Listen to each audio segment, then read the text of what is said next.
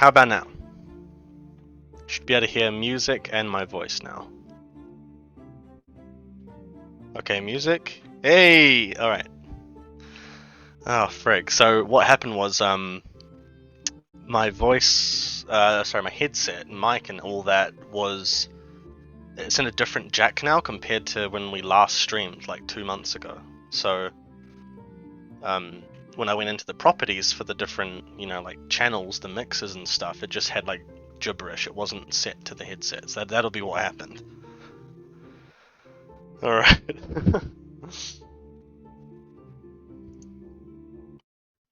But yeah, we're live. Working today on some art for Dawnward. We're not playing any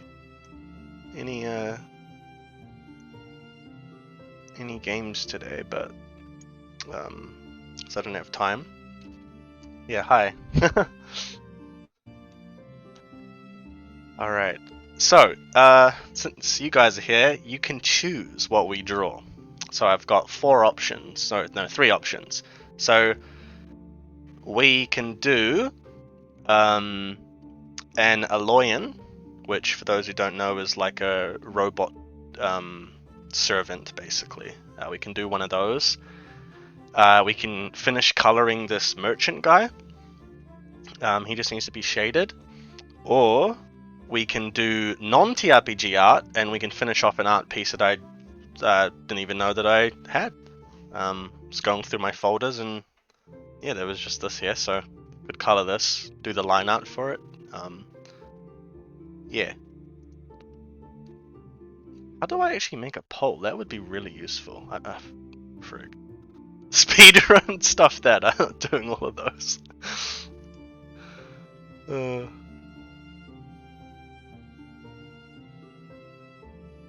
I mean, how much time do I have? I could stream for like 3 hours and try to do everything, but yeah. How about we start with the Aloyan? So I've already set up here some what do you call it? Like the mood board or whatever you call it, all the reference.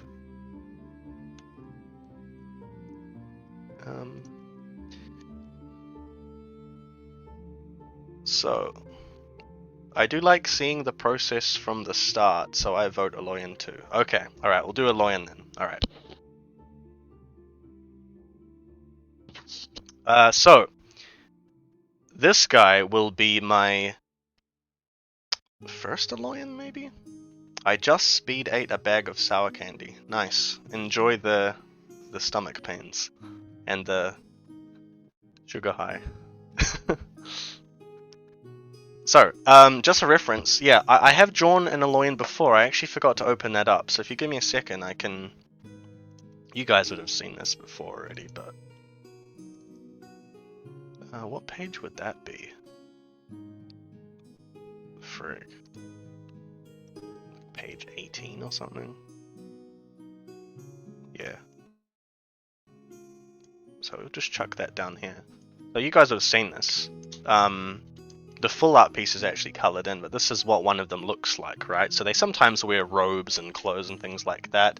They're essentially human spirits that have been called back from the dead and put into a robotic body.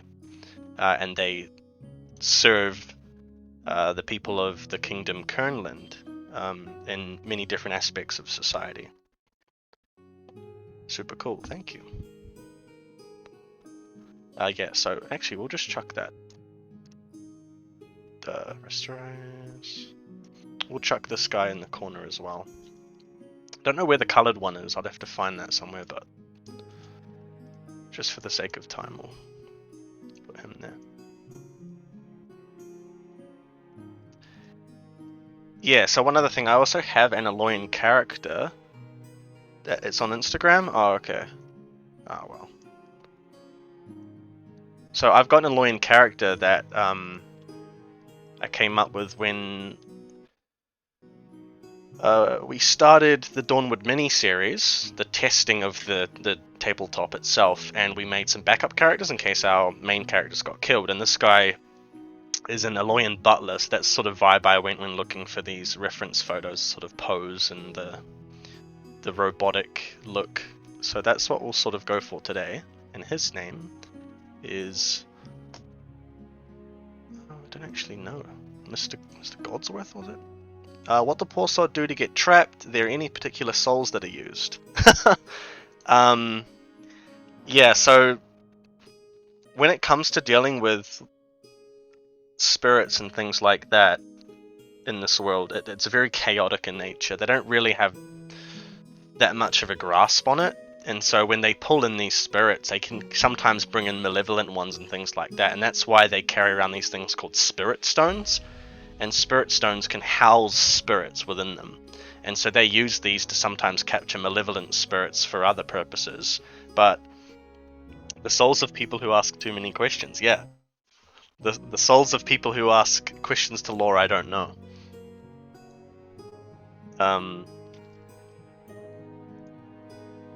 I had a spirit stone. Yeah, you did. Your character did. Didn't end up needing it though, did you? Ah, Mr. Godsworth. Okay, Mr. Godsworth is his name. And he is an alchemist. An alchemist Aloyan. Is the music laggy for you guys? It's lagging a little bit for me. So Mr. Godsworth is the name. Alchemy's the game.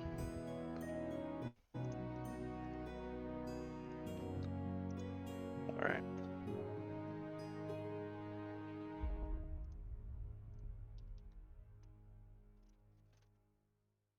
You can't hear the music. My brain lag so syncs up nicely. Oh, that's good. You're big braining that one. Just give yourself brain damage and then everything will sound fine.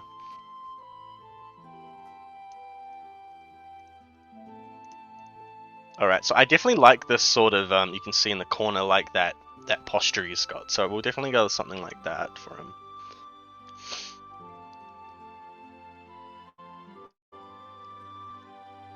Definitely give him that sort of, that triangular shape he's sort of got. Like that. You know what I mean?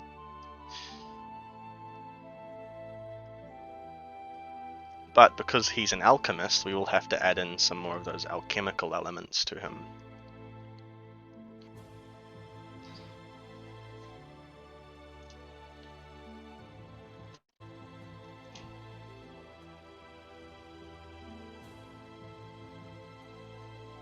I haven't quite decided what his head will look like. 'Cause, like, some of them wear masks, like the one, this guy.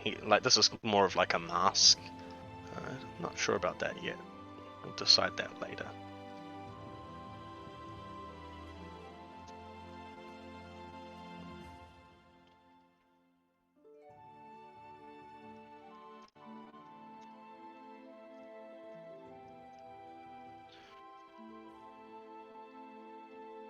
So one other element of this character that I had fun coming up with when we what's his personality like? Yeah, he is I can't remember what the names of them are. Let me have a look. He is what is called Promoyan, and he's a high-end Aloyan, and they serve as sort of butlers to rich families, and so he actually really loves the family. Oh, I gotta go to work. I don't really get any more breaks till I finish. Okay, I'll see you later then. Have fun at work. No problem. Yeah, see you later.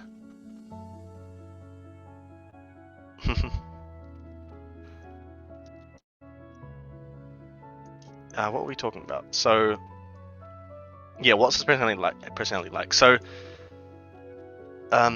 he actually genuinely cared for the family that he looked after until something happened, and he now sort of roams around the country helping others as an alchemist. Alchemists create all sorts of elixirs and things to help out people, and so he sort of is seeking to ascend in a way. He wants to fill his body parts, like his arms and legs and stuff. His torso is filled with alchemical instruments. So where a human would have like intestines, he's got like an alembic alchemical contraption put in there, so he can sort of mix alchemical compounds in his body. And there are a lot of alchemists who believe that doing such a thing will make you ascend into this state beyond humanity. So he's trying to achieve something like that as well.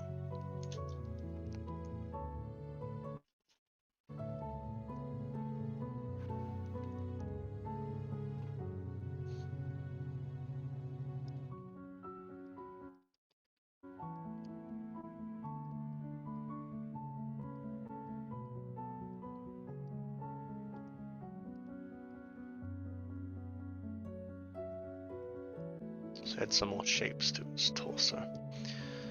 I don't know why, but I imagined him being like pretty tall, but not very bulky. That's not really what we're looking for, is it? More like a bodyguard sort of character.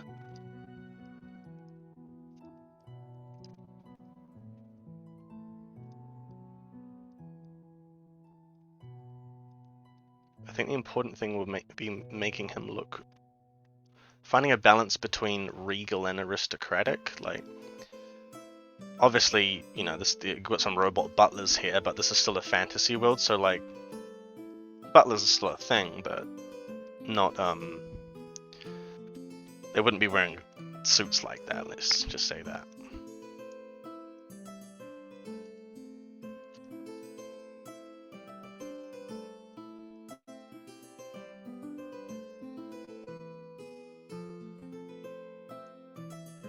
I don't like the head. I think he wouldn't be looking down like that. It would also have like a bit of a...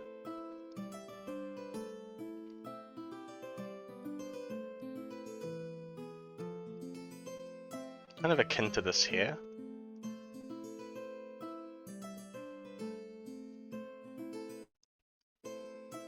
Yeah, I like that.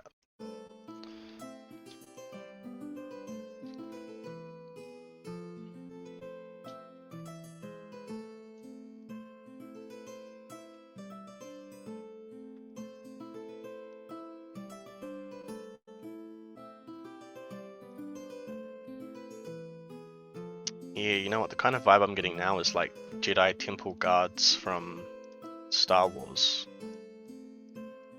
Sort of robes at the bottom down here, and a little bit of armor up here.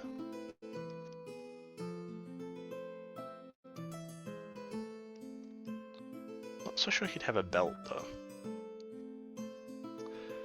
though. Does he take a holiday every year? What? Going to Florence, where there's a cafe on the banks of the Arnos, and then ordering a Fernet Branca? Dreaming of fantasy that he'd look across the tables and he'd see his master with a wife and maybe a couple kids. The master... Oh! Okay, I get it. That took way too long to get. No, this is Mr. Godsworth, not Mr. Pennyworth. This guy's much more of a Chad, minus the Cockney accent as well.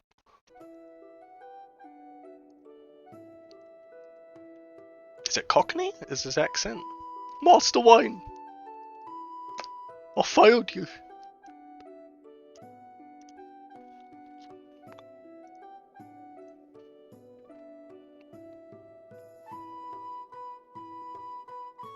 Yeah, Cocky. Sounds like the robes will drag and scuff on the ground.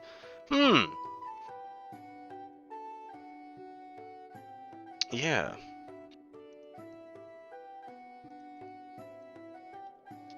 Just to show what was kind of thinking. Like, he's just really tall, so he has this sort of like stuff going on up here, all this noise with all his alchemical instruments and things like that. He may even have some hidden under, but then he's got these sort of robes that just juxtapose the stereotypical butler look. You know, butlers normally have those very tight suits and stuff, but he could have these robes just to sort of distinguish him, because he is from the West, where it's more, you know, Egyptian looking or Arabic. So he's looking very he's looking a lot like a Jedi temple guard.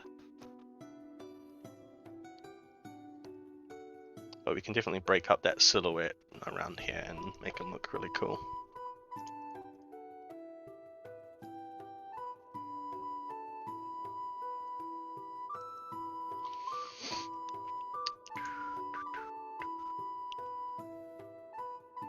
Let's go with that one.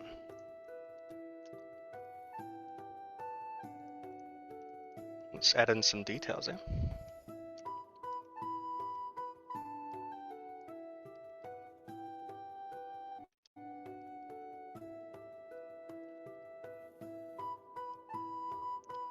I think like finding some sort of reference like a knight's helmet would look really cool.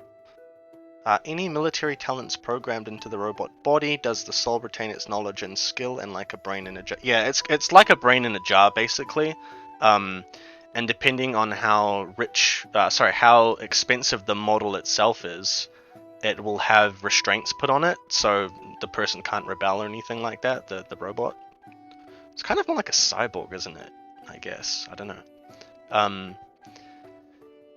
But yeah, a lot of them can't, you know, they're sort of set up to not be able to rebel. They don't really retain their memories, not in a chronistic way. A lot of the visions and things and dreams that they have, because they do have dreams, a lot of the dreams and stuff they have are very anachronistic and muddled. So they don't like fully know who they are a lot of the time.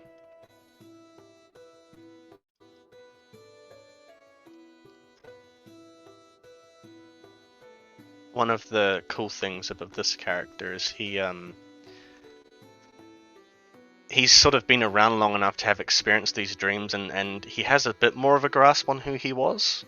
Do they sleep? How are they powered? It's not so much that they're powered. So it runs on magic, so it doesn't really require a power source. It's just, imagine just steel put together like a set of armor on a mannequin. It's basically like that, but imagine the mannequin is this sort of incorporeal essence of someone, a spirit. Like how the spirits can be housed in spirit stones, they can be housed in these contraptions as well.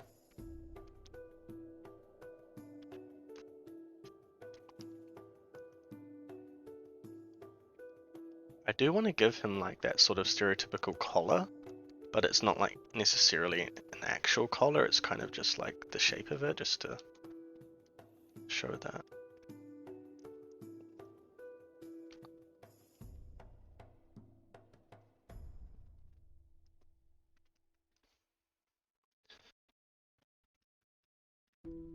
It's kind of funny because like Kernland, which is very, very far west on the map of Dawnward. You know what, let's just bring up the map. Ooh. Is it going to load though? That's the question. Hey, okay. So if we chuck that down, there we go. Oh.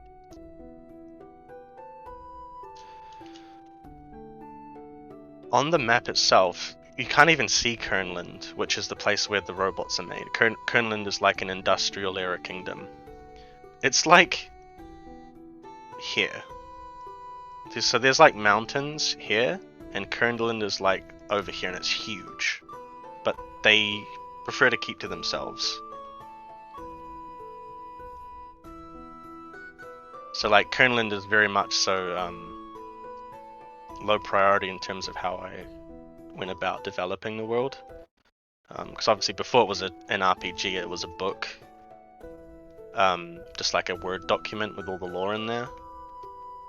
And I'm still working on the book, but I just really wanted to like play in the world and make a TRPG.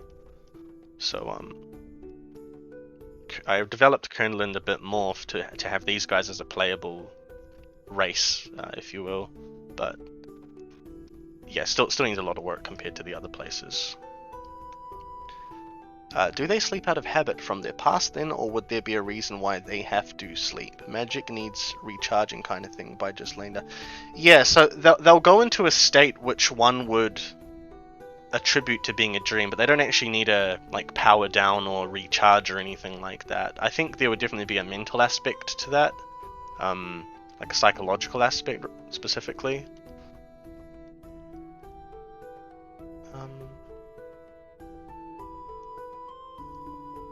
Yeah, like there is something innately human about sleeping that they still do to this day or something, you know, in this form, something like that, perhaps.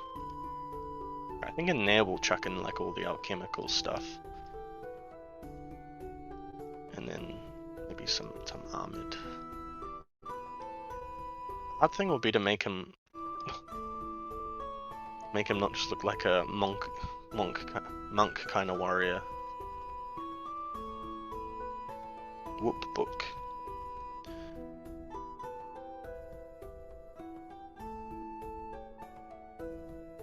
Damn, can't have the Aloyan team member be on watch every night. No.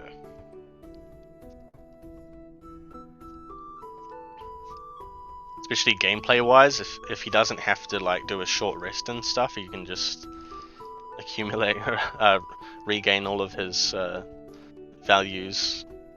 Be quite OP. I actually can't remember what their passive was.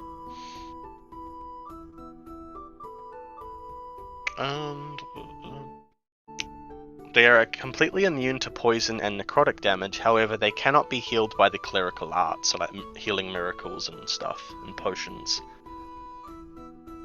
Yeah. So yeah, they still have to rest.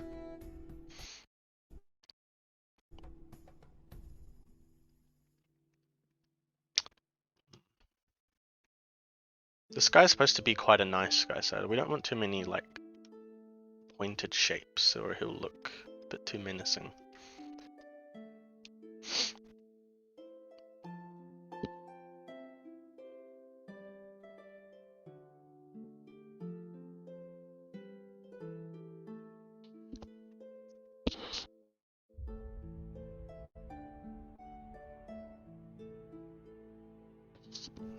So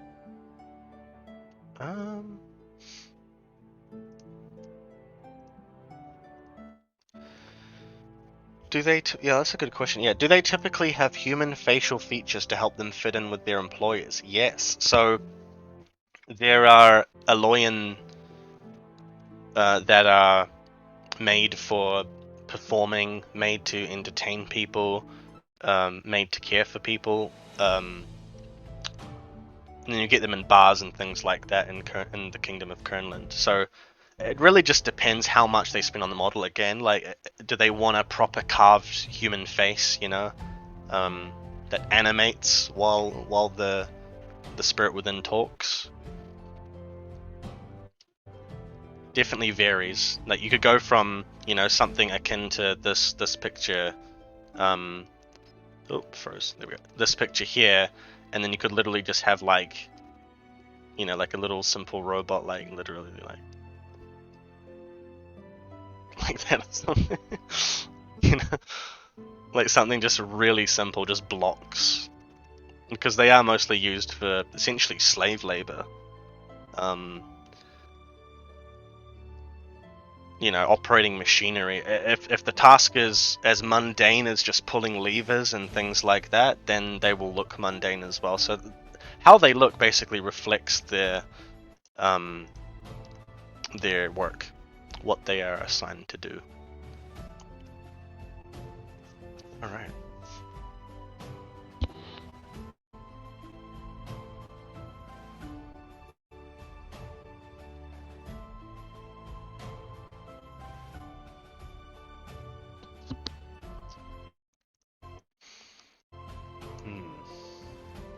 Yeah, let's look for a knight's helmet, eh?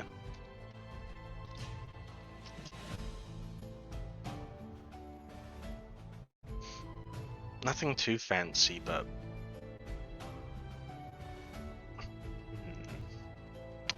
maybe this would be good.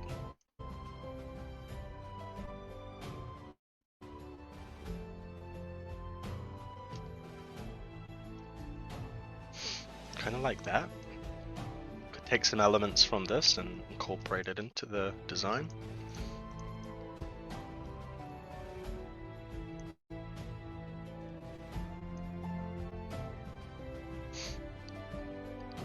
What was it? How does one trap a soul? Could you learn the secrets and have a test dummy like that cute little one? So if a team member dies, you can quickly... No, that's not how it works. So, when someone dies, like properly, their spirit is first travels through the ethereal realm, and so the ethereal realm... Okay, hang on. We gotta do all... It's lore time. So, okay, this is Dawnward. This is a Dawnward, and it's a flat plane. But there are many other planes that exist throughout the sort of cosmos, if you will.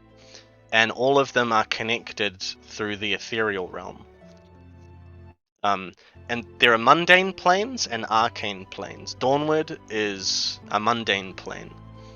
And so in the beginning, when Dawnward sort of was created, there wasn't any magic there. It was just normal animals and things like that, but then the ethereal realm breached and things came through, like monsters and stuff. Then God started like messing with the place and got really complicated. And so you have these planes adjacent to it at all angles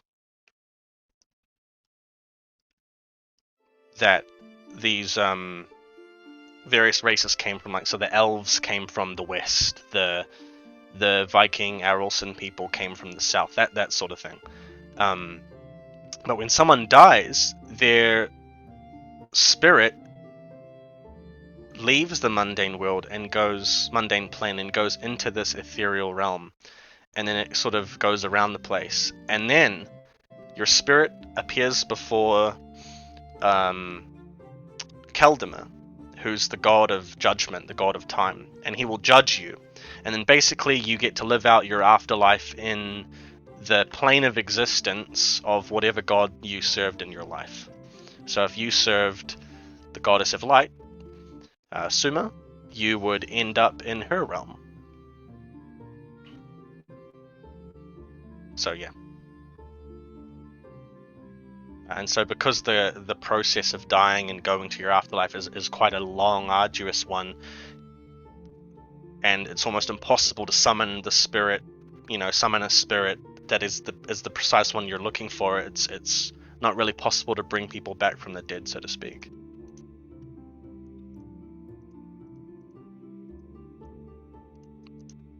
Thanks for coming to my TED Talk.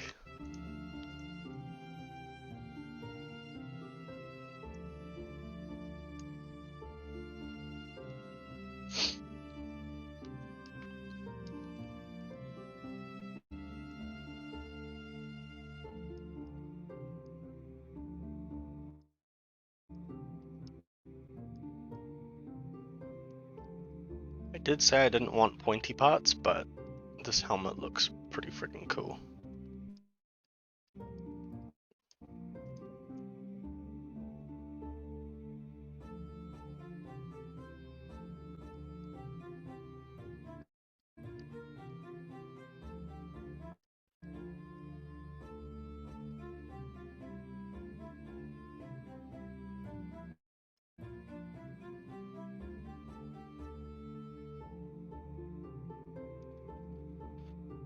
Maybe, like, he doesn't even have eyes? Like, because obviously when humans wear a visor... Oh, no.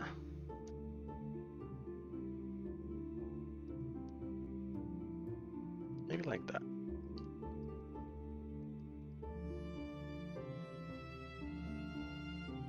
Will there be a glow in the eye? Yeah, I think so. I think so.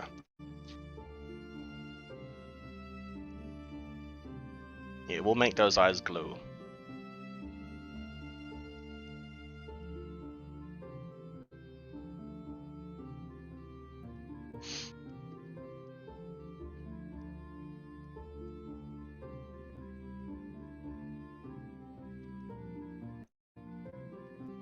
I like that.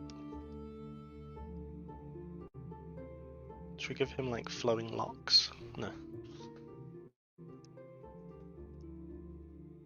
Oh, I mean, that looks kind of cool though, doesn't it? Doesn't that actually look kind of cool? Like, different vibe to what I thought, but...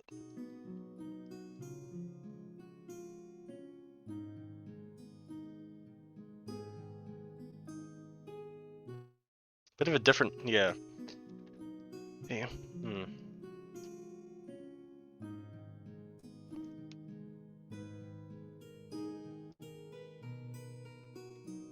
Keep that in mind, eh?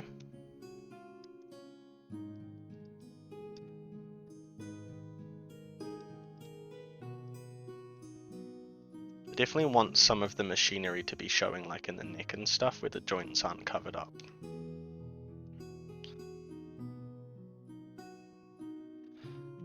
Is this a drawing of him now or when he was in servitude? Would he have changed coming out of being owned?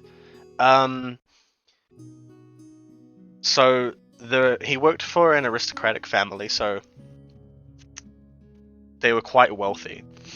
And so he was given very fine clothing and things like that, but he sort of just kept it. But over the year, that was many years ago, by the way. So he's hasn't been in servitude, in service to a family, that family or any family for a long time. So his outfit would sort of be breaking down. Maybe there's even like a bit of rust going on.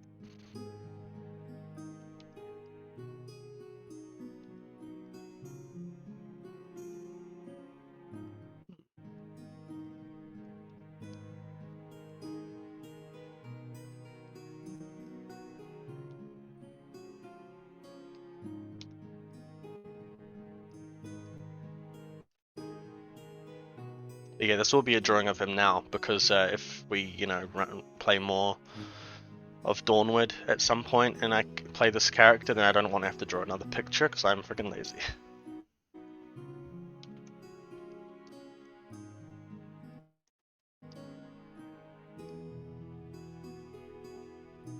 Also, next time I play, might have a camera. Been looking at getting like a webcam or something so I can actually show my pretty face for everyone to see.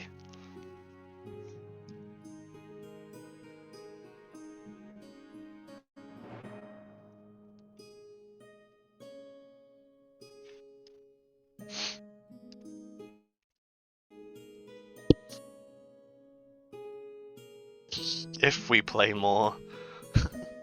When we play more like, yeah, well, it's one of the reasons why I wanted to do an impromptu stream. I was just looking at my channel this morning like, man, been kind of busy recently, got sick and had a holiday and went off and did a lot of stuff, but didn't really do much on the channel.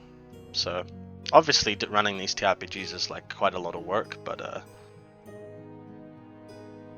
it's fun, It's the kind of content I want to be doing.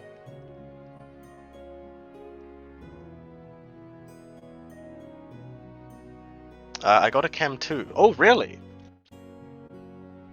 What kind of camera have you got?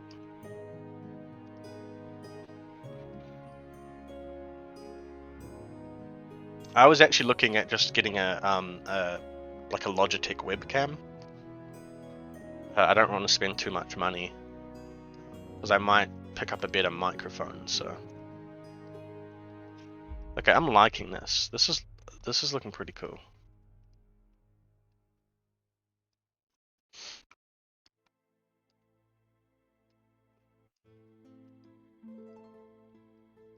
The difficult part will be the alchemical instruments because I don't know how to draw those.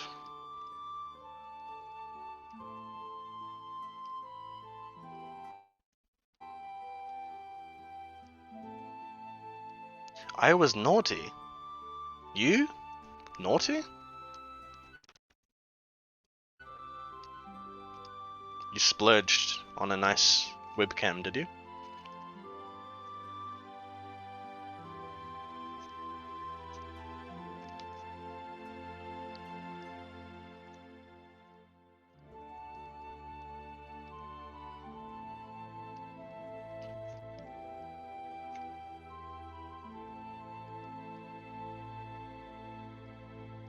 Oh yeah, I like this. I may have paid a lot of money on a nice camera.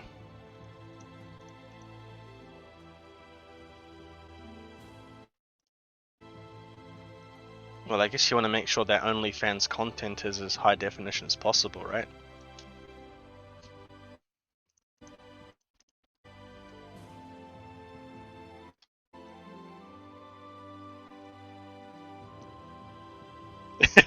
It shoots 4K, so yeah.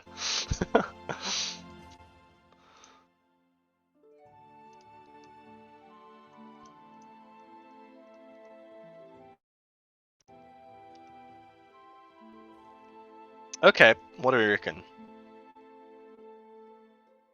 10 out of 10 would allow would buy alchemical products off him. Let's lay down some colors.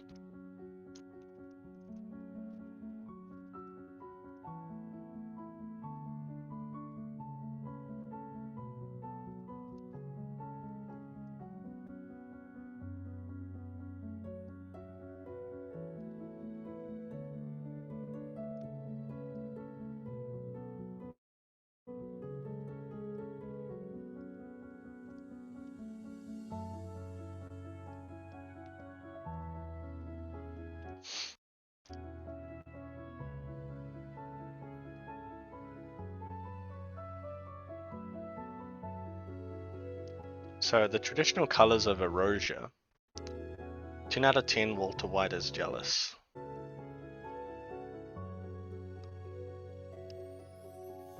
Damn straight.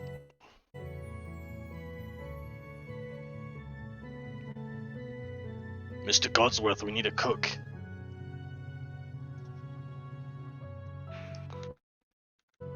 Yeah, where was it? Yes, like the Erosion colors are more golds and browns and that, but I do want to incorporate this sort of stereotypical, like, yeah, these sort of blues and stuff.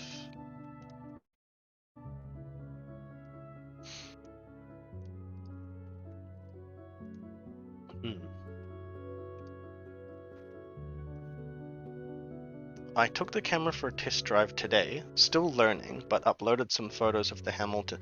Oh! You got like a proper digital camera? Like DSLR?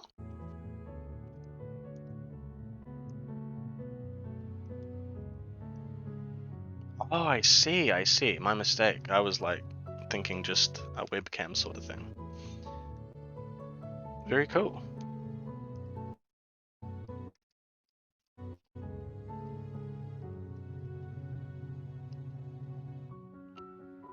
Took photos of the Hamilton Gardens. Oh. It's a bit of a crime to use such a nice camera on Hamilton though, right?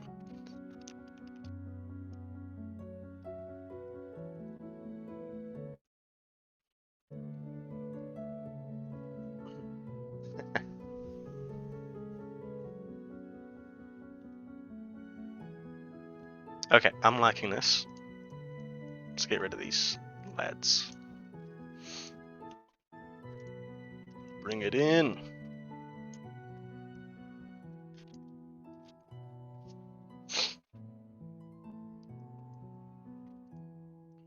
Yep. I think this is a really good start.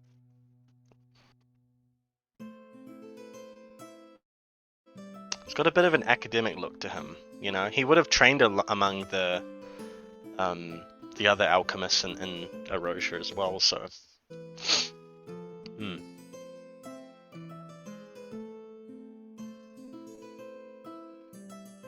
Pretty cool, pretty cool.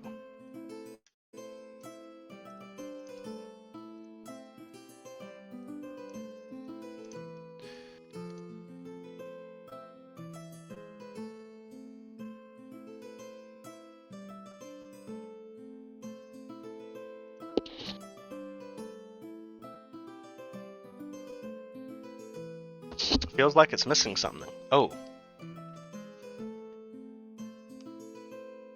Detail?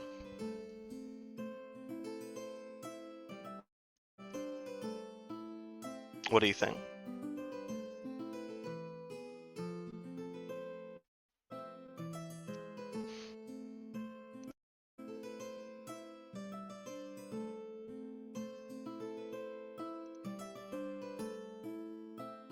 Seems a little too straight. You want me to add some rainbows in?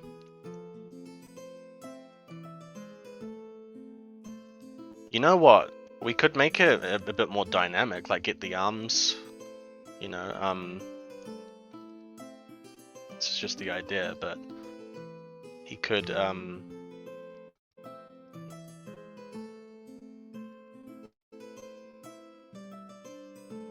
he could be holding like a potion or something, you know? And then one arm behind his back. Now that looks a bit messy, but, you know, like hand, potion, sort of thing.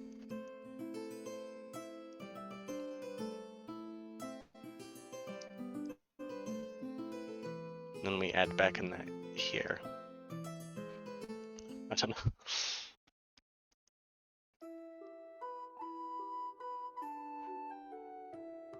Now he looks a bit, he doesn't really look like an Eloyan, he actually just looks like a human, right?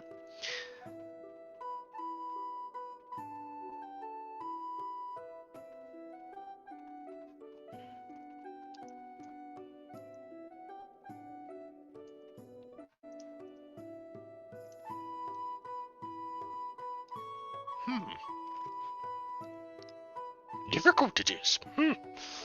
Alright,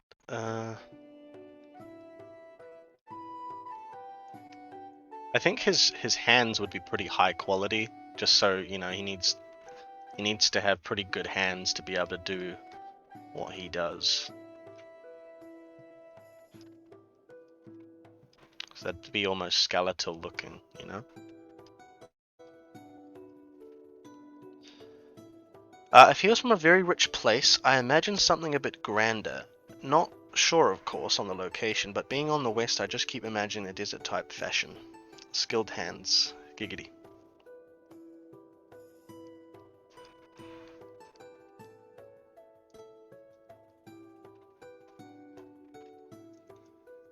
Yes, that's a bit of a difficult one, so... Well, I mean, Vandrel. You know Vandrel, the bard character I played in the mini-series. He was an aristocrat. Well, he was born to a noble family in Erosia.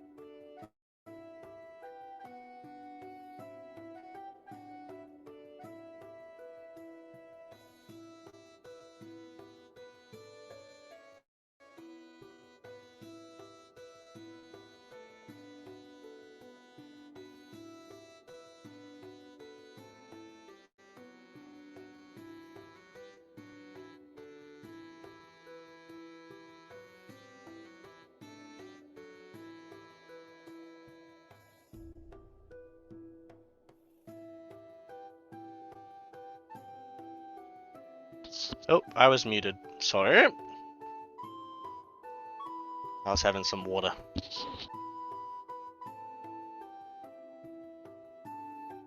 Yeah, so he does have a weapon. Let me just bring up his character sheet and see what he had. I believe I gave him something silly, like an esoteric kind of weapon. Oh, I think I gave him like a sickle?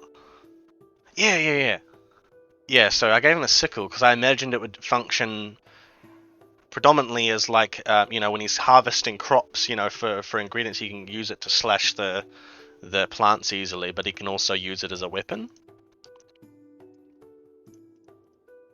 And because he's so tall and, robotic, he can carry a big one. Like...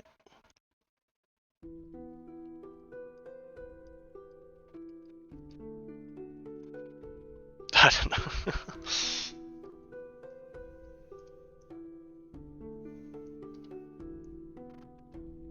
Screw meeting this guy down a dark alley. No, but he's very friendly. He's very friendly. He's the kind of guy you'd want to meet down a dark alley, because he'd protect you.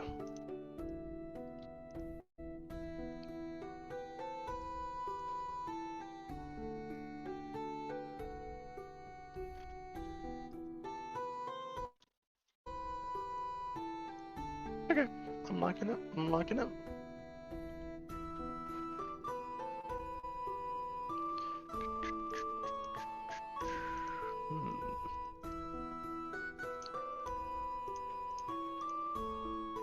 Alright, let's flip that. Yeah, not bad.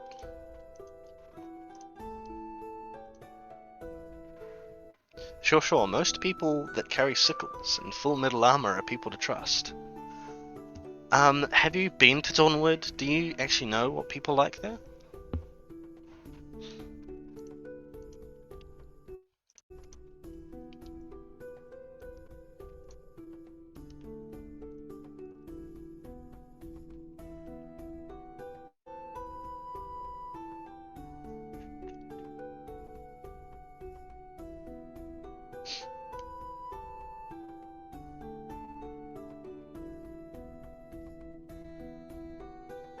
I have, and I had to keep beating old women up because you can't trust no one.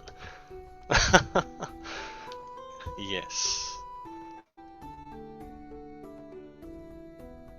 And for those who don't know what he is talking about, you can go to the YouTube channel and watch our little mini-series playthrough of Dawnward, which was basically 6 hours of domestic violence against, well, not domestic, but just physical violence against old priestesses in a TRPG system that has karma points, karma system. Let's just say it's good that the game ended after that, didn't carry on into a full campaign. You would have suffered.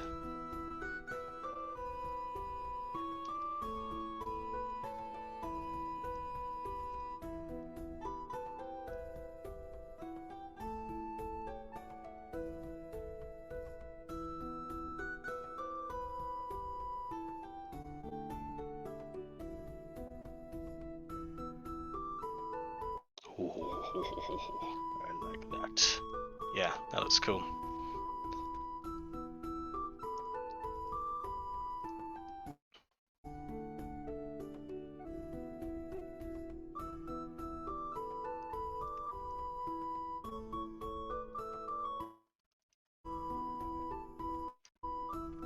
Should we give him the ooh the smiley face?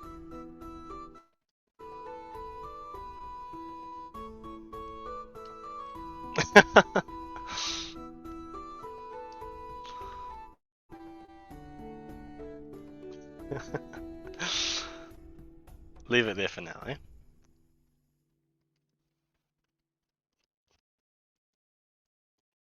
We'll put it to a poll. Oh wait, you're the only person watching.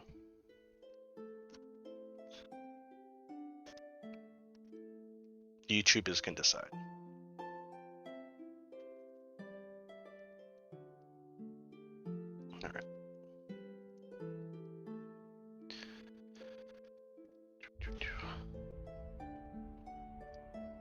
Yeah, so for those watching on YouTube or whatever when I upload this, gonna be running a one shot within the next month or so.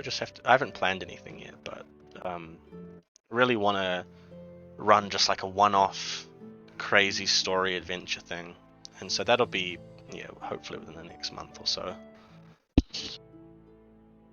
So we've got that to look forward to. Hi YouTube, yeah, hi YouTube.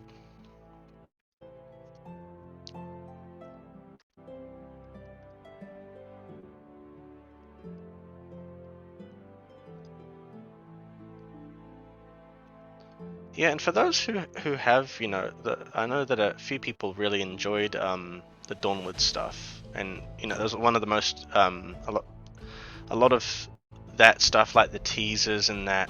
I was surprised that they did pretty well view-wise, like, you know, small channels obviously, but did pretty well even compared to the cyberpunk stuff. And so for those that actually watched it and that, and watching this, what's your favorite race that you've seen?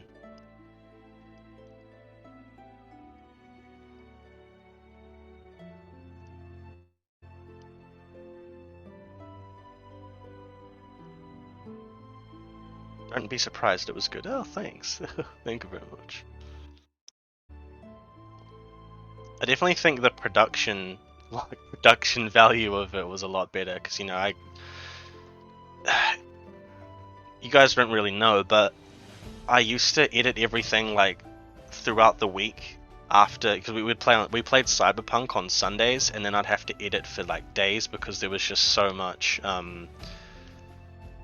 crap to do. Like the audio was done through Discord, and then the screen was like recording, I think it was the dice rolls, and then also Photoshop, and then sometimes it stopped recording. Automating everything like a Twitch stream in that sense, for Dawnward, so I don't have to do anything. Like I can just go live with all the layers set up, all the scenes set up, and then just download the VOD and put on YouTube at that. Ugh. So I figured all that out and it worked. I felt a lot better.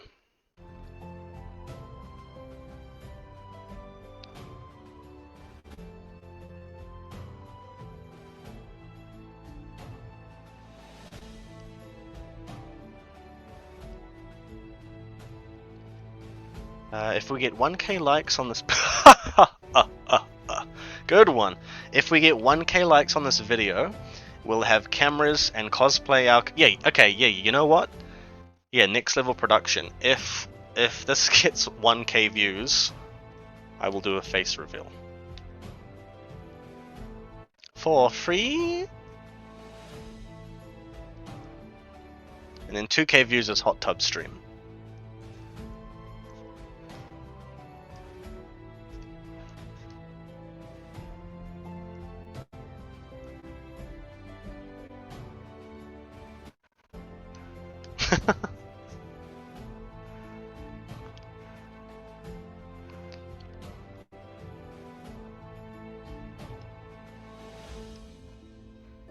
You have a face? I thought this was a self-portrait. No, I'm not this much of a Chad. I'm not sure what I want to add in this hole here. I want something very arcane and mysterious looking, something that stands out compared to all the rest of this.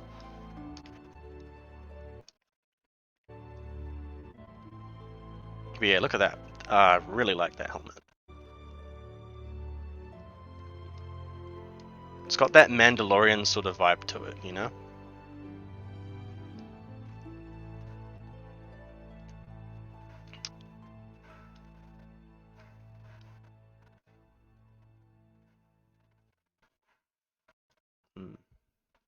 Yeah, maybe something like that, eh? Some kind of gold trimming, I think, will look really good on parts of this. Maybe have it a little damaged. Yeah, some rust on it, that kind of thing.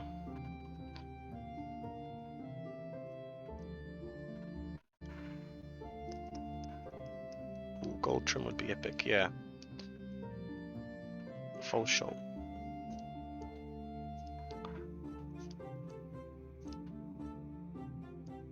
So to reward you guys who are actually watching, I'll tell you a little bit about the one-shot idea that I had. So, you know, previously we did it was like 6-episode mini-series. It was like this unfolding story in the town, tons of NPCs, but it was all like in one spot. And so this is the idea I had. Just a one-off adventure story, you know, one day, however many hours we play, but it goes across like a certain area of Dawnward, like from one kingdom all the way to another over the span of like a few days. And it's just about a bunch of ragtag mercenaries hired to transport a dangerous monster across Dawnward. Excuse me. And so it would start off in one place, and then the guys get hired and things like that, and then, you know, things don't go according to plan or whatever. And the team has to make difficult decisions and fight off, you know, poachers trying to steal the monster for themselves, things like that. I think that would be pretty cool.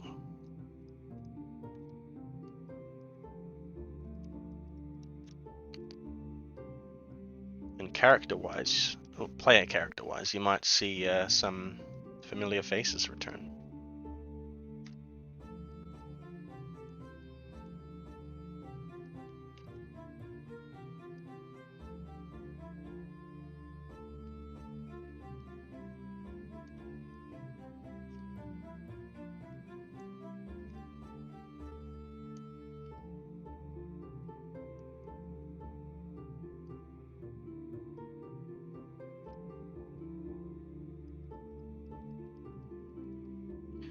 When would it be set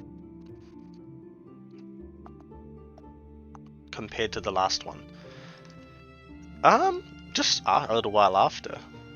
Yeah, like just to accommodate you guys, players potentially wanting to play the same characters, just set it a few months later.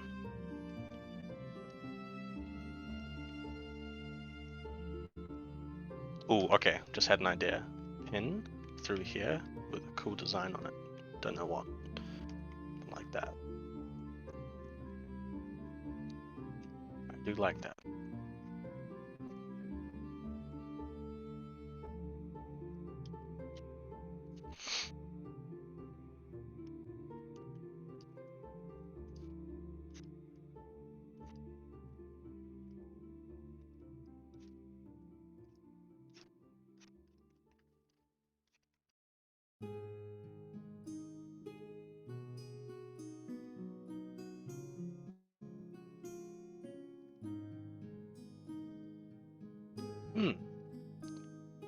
I think that looks pretty good.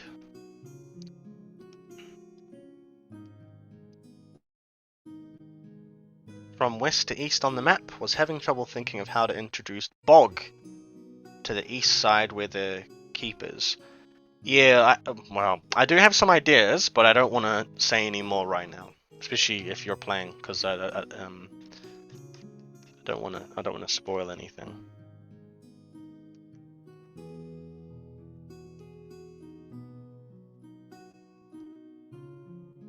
But yeah, maybe west to east. I'm playing? We'll see. Out of that huge pool of potential players that I've got to play? Yeah, we'll see.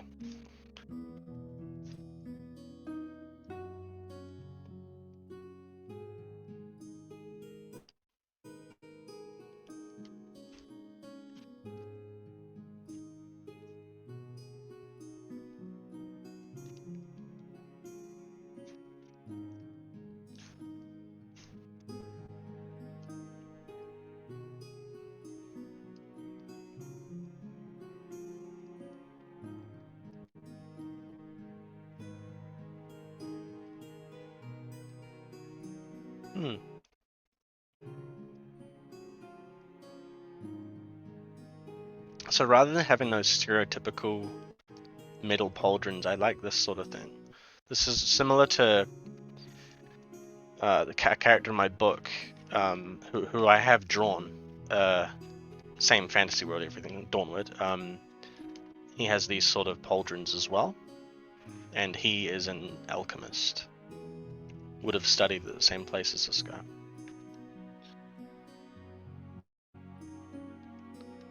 House emblem pin. Yeah, maybe. Oops.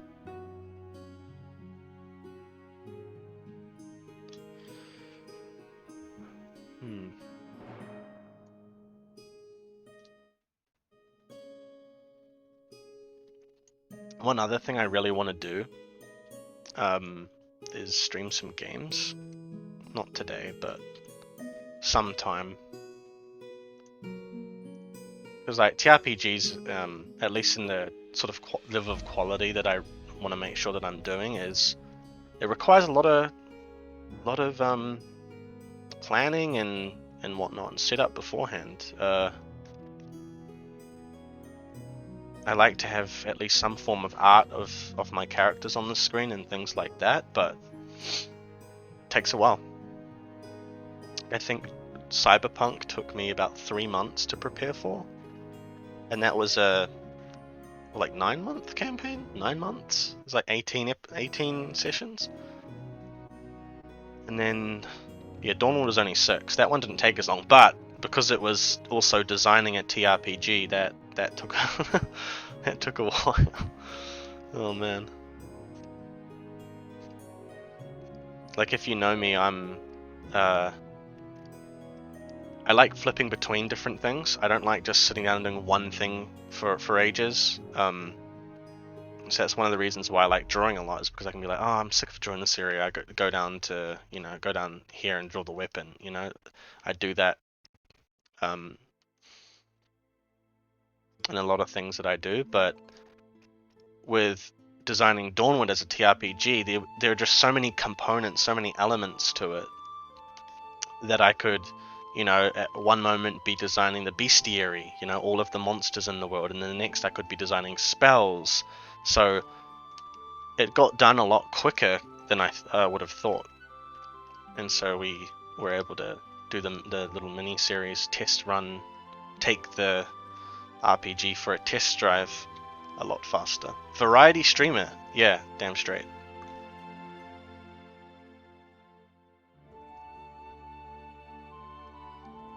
Will IRL stream in Akihabara, because for those that don't know, I'm in Japan.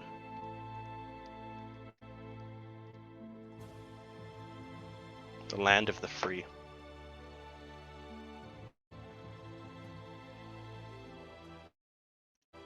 Okay, here it is without the colors. I really like it.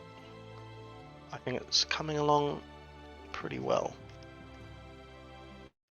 This isn't going to be the proper line art, but I just want to make it look pretty.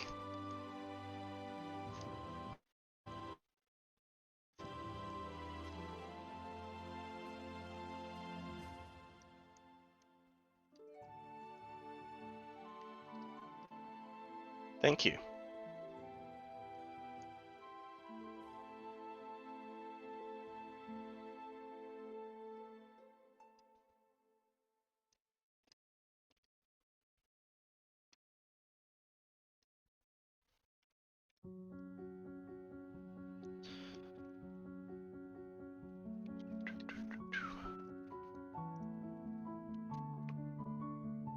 I think one of the things that I found most useful at being a game master, dungeon master, or however you want to say it, is just being able to draw the characters for my players and that. I think it's just so useful to have visualizations for people to work with. I see sometimes that, like people who have cameras and stuff to show the players while they play, that's great too, but I think like when you can visualize your character, and whatever way you do that, I think it's pretty cool. Bring it to life somehow. Some people even do cosplays, which is pretty cool.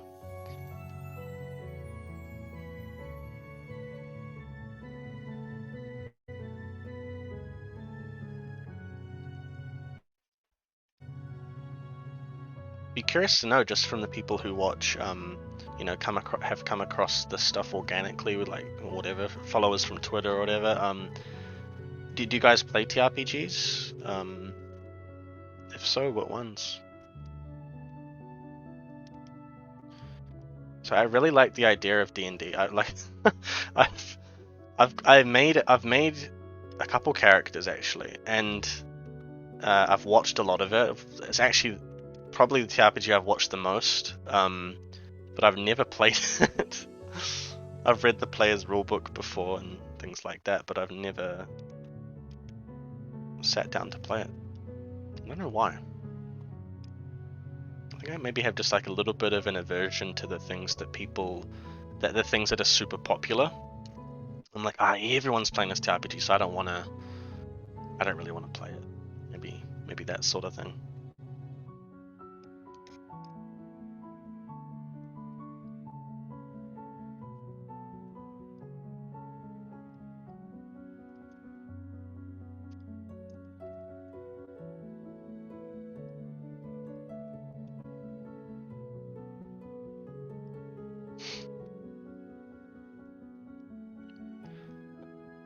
Pepper Hands D&D.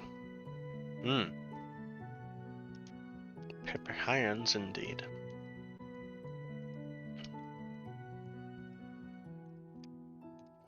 About when I get 10 followers on Twitch, I'll start putting in some emotes.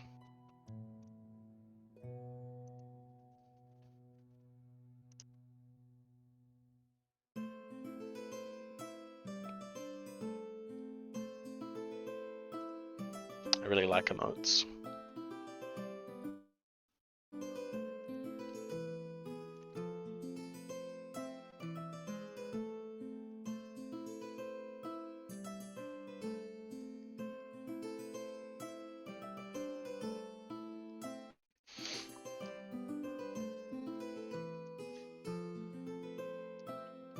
It's kind of funny because up until like March this year, I think I had a Twitch account, but I'd never used it. I never streamed. I didn't watch anyone. It's only really like this year that I've gotten into it. Like watch a lot of streamers. Not quite daily, but at least a couple days a week, sit down and watch a few people. But I am surprised. I don't know if I just haven't come across it, but I'm surprised at the lack of TRPG stuff on Twitch. Gotta go wash up the dinner and dishes. Back in 5, sweet as, no problem. I'll just talk to myself. There might be a few other people lurking. If you're lurking, hello. Hope you're having a good day. But yeah, what was I saying? Yeah, I'm kind of surprised at the lack of TRPG content on TTRPG content on Twitch. Like, and I don't mean like Dungeons and Dragons, because that's just become it's becoming pretty mainstream. So I almost don't really associate it with being like that. It's kind of a... don't really know how to explain it.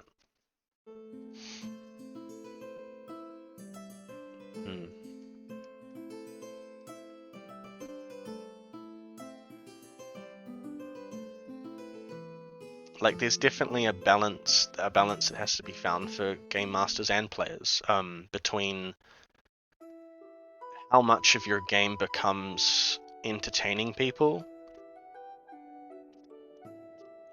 while you're streaming.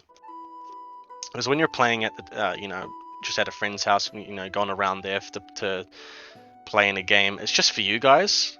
It's just for the people at the table. But when you're online streaming, you got a bit of an audience to attend to, accommodate.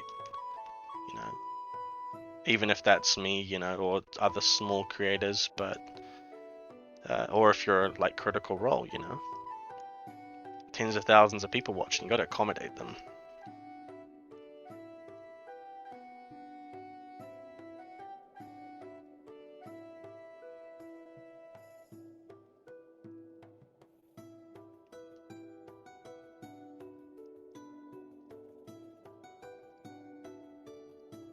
Right, I'm just gonna go to the bathroom. I'll be back in a second.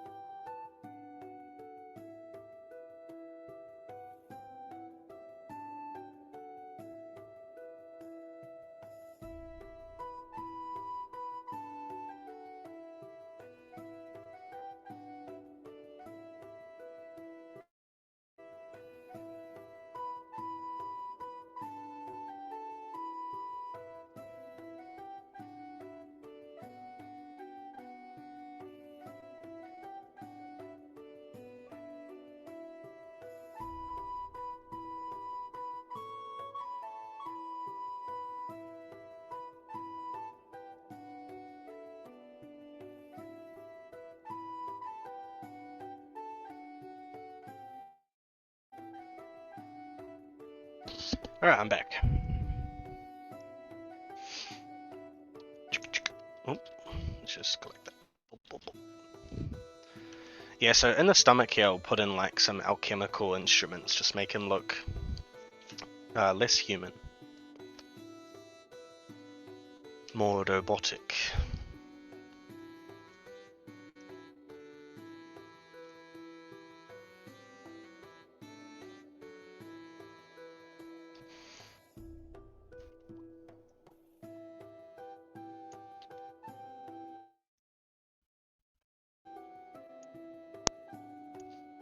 Yeah, also, sorry if the music's lagging a bit, just really can't help it, it's just the Discord music bot I have sometimes stutters a bit in the evening.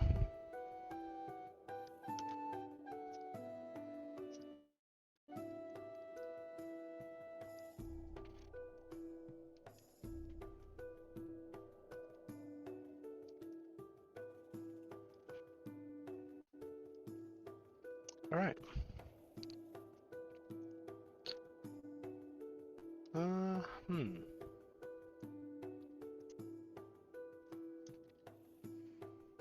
Yeah, I'm really happy with this. It's not quite what I was thinking, but I think he looks pretty cool.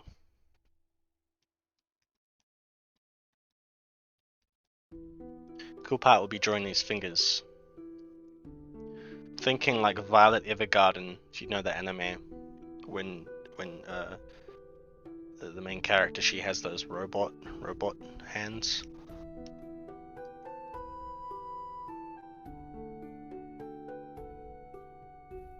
You know what?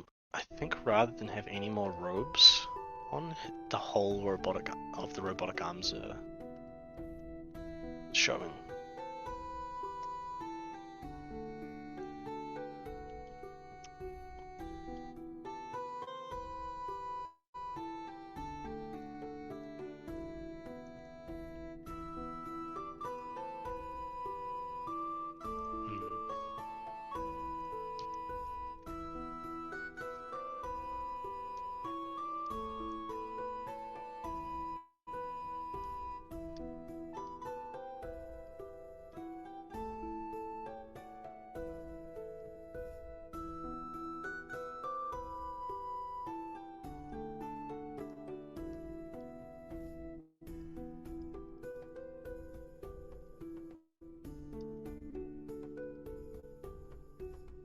Okay, I think that'll be better.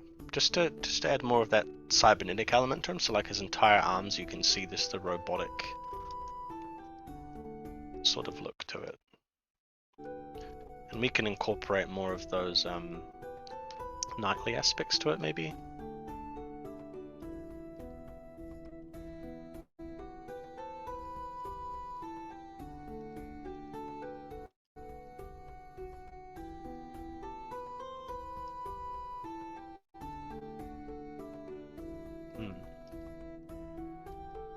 I like that.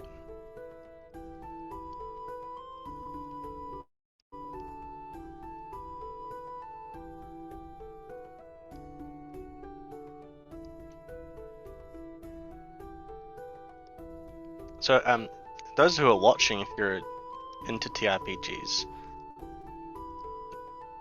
you guys excited for that Blade Runner one that's coming out? I think it's by Free League Publishing, and I'm pretty sure they did the Lord of the Rings one. I haven't actually read that one, but I think their sort of like advertising budget went up a bit because they were able to like make a really cool trailer for a Blade Runner one. So obviously I played Cyberpunk. There's a lot of videos of that one on the channel, but dude, I love Blade Runner RPG yeah, that'd be pretty cool. I also really like detective stuff, and so if they really pull off that sort of hunting down, illegal or criminal cybernetics, cyborgs rather, that'd be cool. That'd be really cool to play.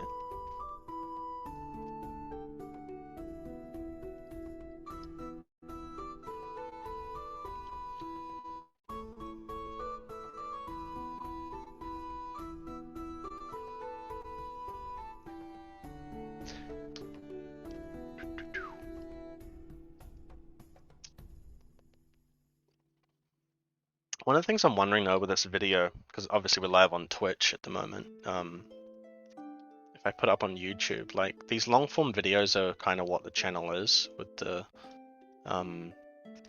normal tabletop sessions, but I wonder if just turning this into a time lapse would be good. I really like the art time lapse. It's just sped up like 500%. It's just like a 3-minute video, just like of the drawing being done. It's so cool.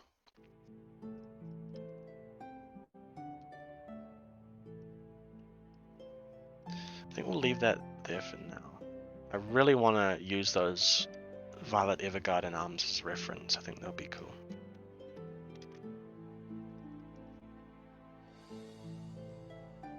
And then we definitely want like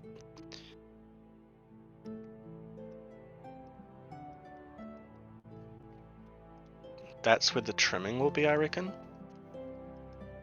And then like just a little bit there, a little bit there.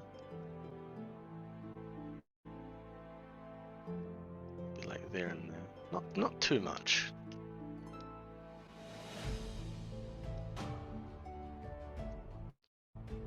So just locks for now, yeah. Yeah.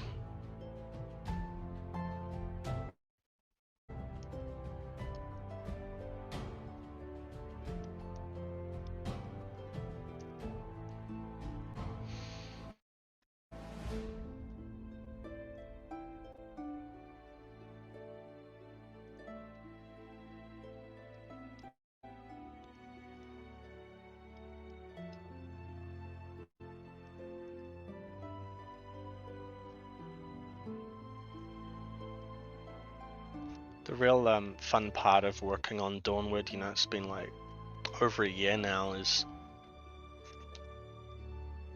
you know when you're an artist, you know, digital artist or whatever, and you can sort of bring to life your characters through drawings. It's like pretty cool when you have an idea and you know come up with it and turn that into a real thing that you can look at. But like writing out these characters and having players who role play them and you know design them themselves, and then you're the one bringing that into a visual. Oh, welcome back. Bringing that into a visual space. It's pretty freaking cool.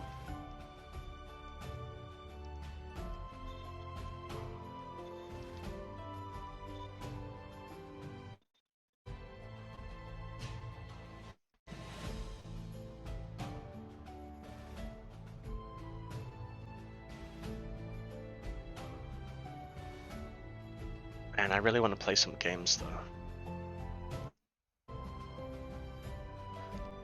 But I just didn't want to stream video games without a camera. That was the one thing. So you gotta have the camera there for the like facial reactions to all the stuff in the game, I think. For art streams it's okay.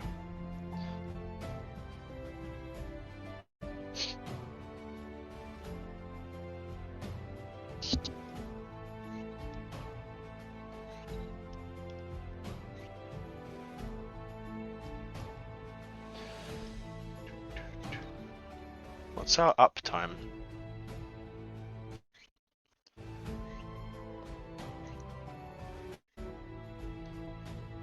Hour and a half. Okay. Okay.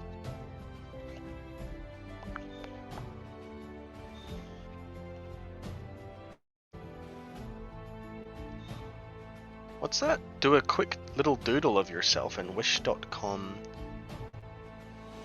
Huh? VTube it. Nair. I will not become a VTuber. You cannot make me.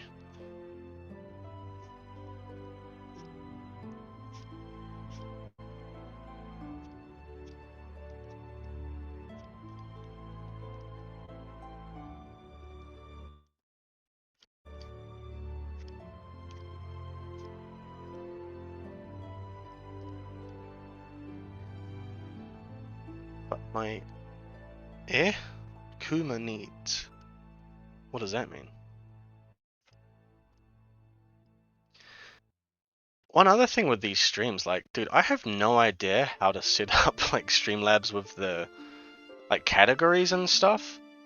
So like when we were streaming the TTRPG itself, the only ones I could find were D&D. There wasn't just like a blank tabletop RPGs one. And then one day I found it. Thank goodness. Yeah, tabletop RPGs. Yeah, managed to find that to put on because, well, it's not D&D. That's for sure.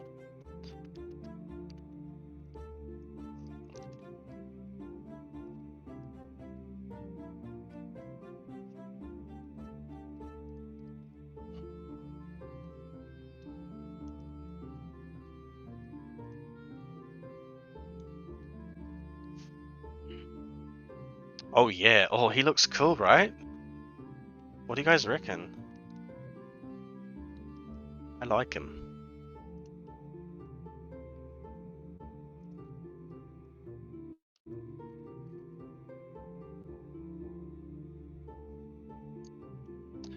Thank you. Looking epic. Yeah, thanks. Yeah, he really looks like he's gonna sell you some alchemical goods, huh? Really makes you feel like you're in a Roja.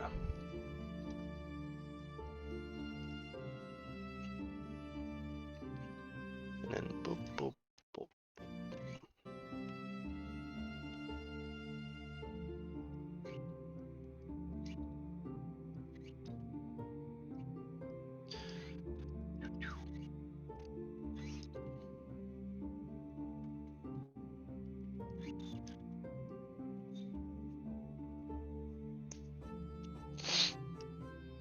We'll actually stop in a minute. Once I finish this sketch off, I won't do the line art on the channel tonight because that's so tedious. That's like going in and being like, "Hiya!" and making every line look perfect. And that's not fun. So we'll move on to something else in a second.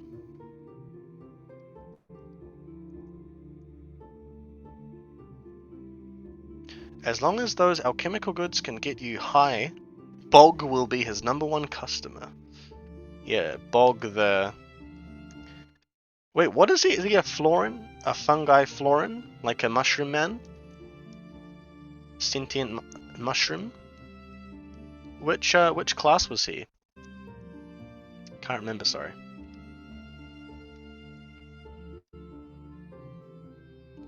He's a cleric. Yes. A cleric.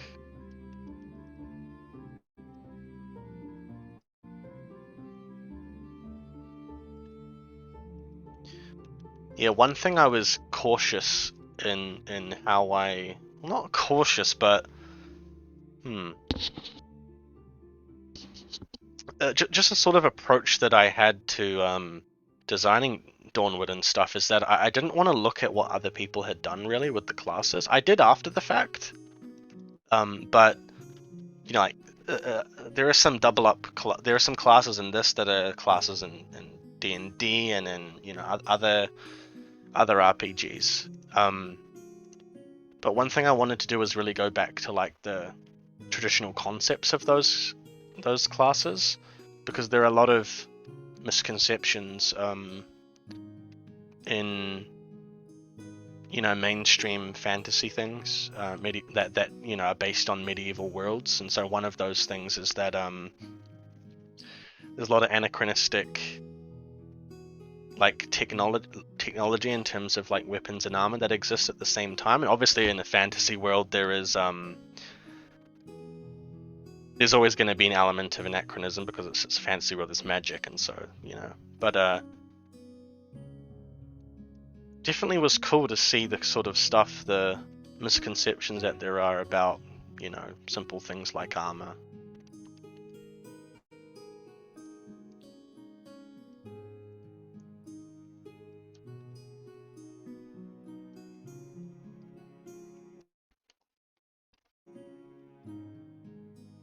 Maybe trimming here? Don't know. cool. Yeah, I like him.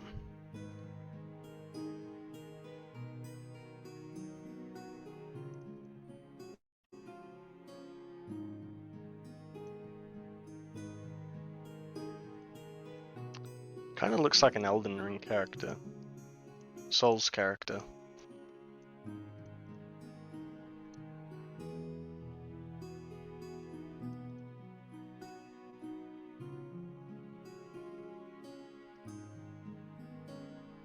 Alright, let's leave that one there. I think that's some really good progress. We started out with that. And we've got a finished line art now. Yeah, the helmet is very Dark Souls, yeah. I don't know, I just like the idea of him having that look about him. Like, you know, from a distance he's this kind of imposing figure, but he's actually a really nice guy with a soft voice. It kind of has that, if you know Solaire from Dark Souls, it kind of has that vibe. You know, Solaire looks like this powerful knight, but he's actually just a really nice guy.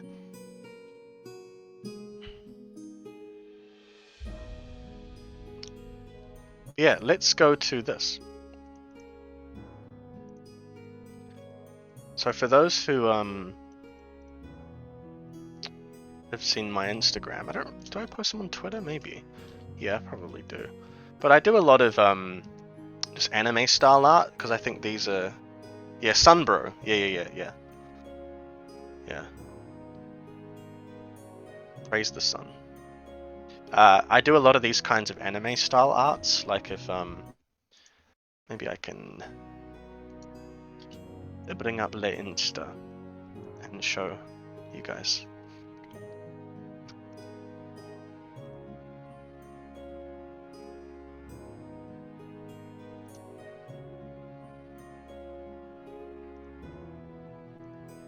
Sorry, just give me a moment. Yeah, here's one I've done before. This is like my other little style I like to do on the side, because these ones are pretty fun and easy to do, and they're just quick like studies with colors and things like that. Yeah.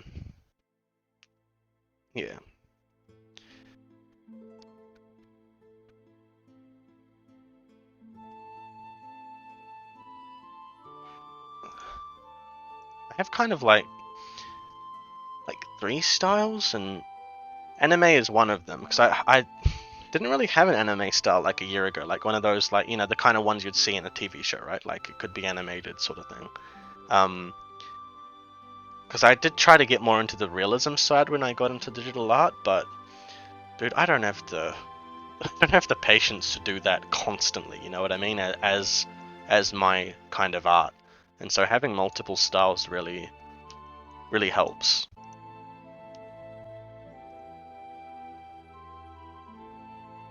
Just gotta remember that it's been a while since I haven't drawn actually in about 2 months. So I don't even really remember like what brush sizes I used for line art and stuff. It looks too thick.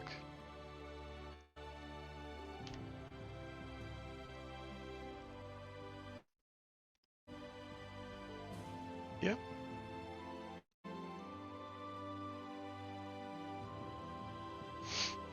Yeah, 2 months. Yeah, straight up. What have I been doing? That's the question. Just took a break after Dawnward. We finished that mini-series test of it. I went really hard and did a lot more work on it. Like compared to the rulebook that the players and you would have seen as a player. I think I added like let me have a look. Just to make sure I don't say something incorrect. So the rulebook was, yeah, it was about 92 pages, and now it is 200. So I made over 100 pages like within the month after we finished, because I finished making all the spells and, you know, making them as like playable cards that you have a sort of spell deck. which I was really excited about. I think that's really cool. So doing stuff like that, doing the bestiary entries, whatever else there is. Yeah, just doing all that kind of stuff was really fun. But then, it got to the point where it was like, okay, well, I've done like 100 pages. I'm gonna take a break from TRPGs now. So then I had like a month off. Not doing any art really either, because I'd been doing TRPG art and getting a bit burnt out from that, doing all of that. Like I've got a PS5 and I hadn't even touched that in like 2 months, I think, over the course of Dawnward.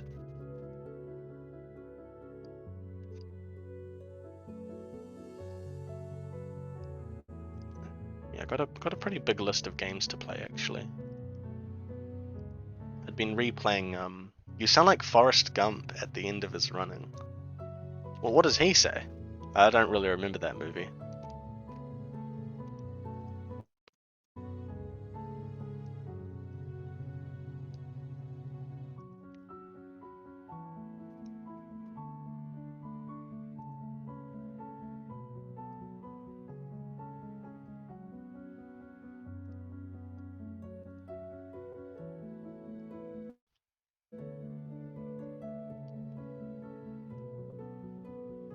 What does he say?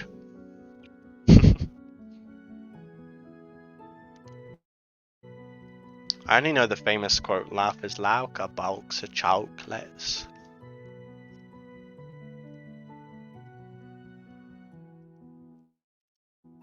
You ate all of them except for the cherry wraps. Well, when you're eating favorites anyway.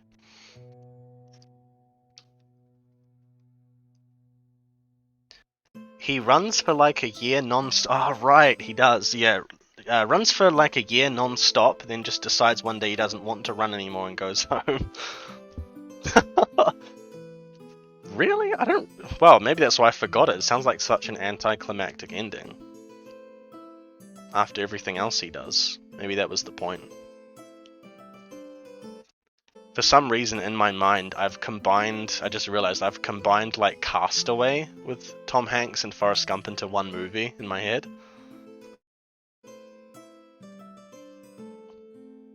That's me, but Dawnward instead. Oh, it's not the ending. He's just like, I don't want to run anymore, and he turns around, looks at the camera, and then it's the end. I think it was, yeah, Castaway, maybe. I was confused. In Castaway, it ends with him, like delivering a letter in a similar looking, like, highway to when Forrest is running. I don't know, I might just be mixing it up. It's been a while.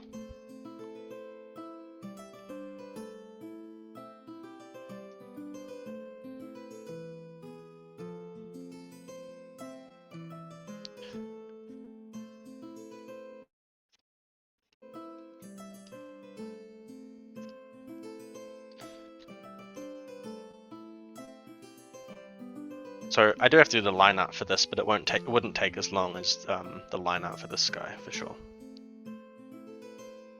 And you can kind of see what my process is as well, like with how I do the inking, especially these dark areas, like where the shadows are, where the lines of the hair go, and things like that.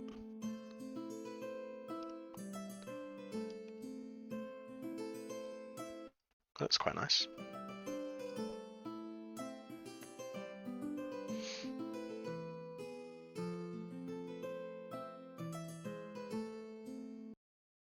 Yeah, so you're saying I work on Dawnward for like a year non-stop, then just decide, I don't want to play with you anymore.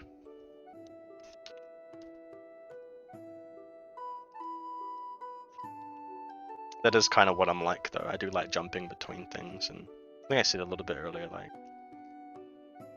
get bored pretty easily.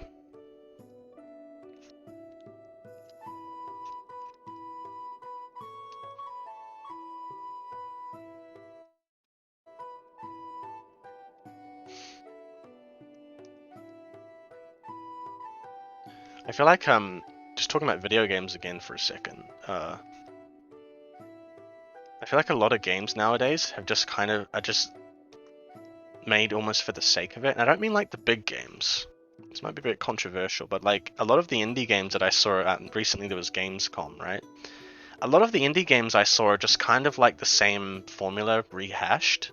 And, you know, people give like EA a lot of crap and things like that, and I don't like EA either. But like, I feel like the indie scene is starting to become a lot like that as well. And so a lot of these games, the indie games, which I really like, you know, like Hollow Knight, Hades, you know, the roguelikes. It's getting to the point where that kind of stuff is becoming a trope. It's becoming very derivative in a lot of other indie games.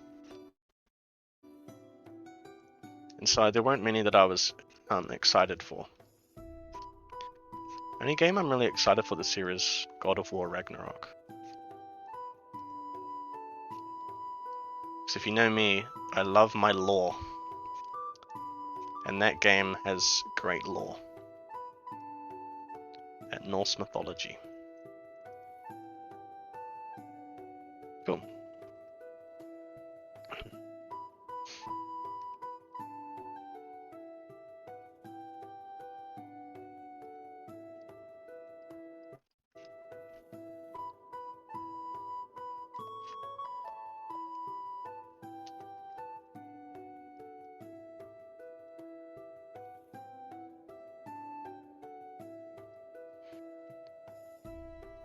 How sad. Excuse me while I go play League for 6 hours straight and lose every game. Now that is gaming in 2022. Yeah. League is just like, but I mean, what, played a couple games of that the other day and like, man, that game, I'm definitely not like past my addiction with that game, but man, it is hard to enjoy that even when you're winning. Whew.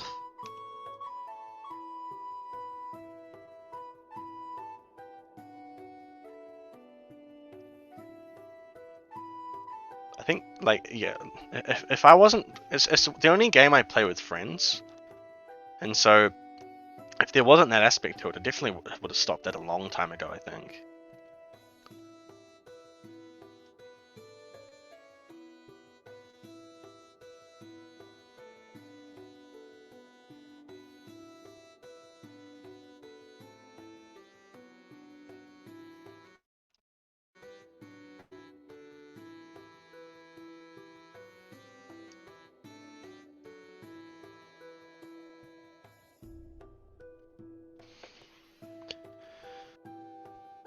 It's heroin for sure. Doesn't do anything for you, but you still need it. Yeah, that's accurate. Need my fix. It's like me and cafe oles. In Japan, they have like really cheap cafe ole, which is like half coffee, half milk. And boy oh boy, are those yummy. I have like 2 of them a day.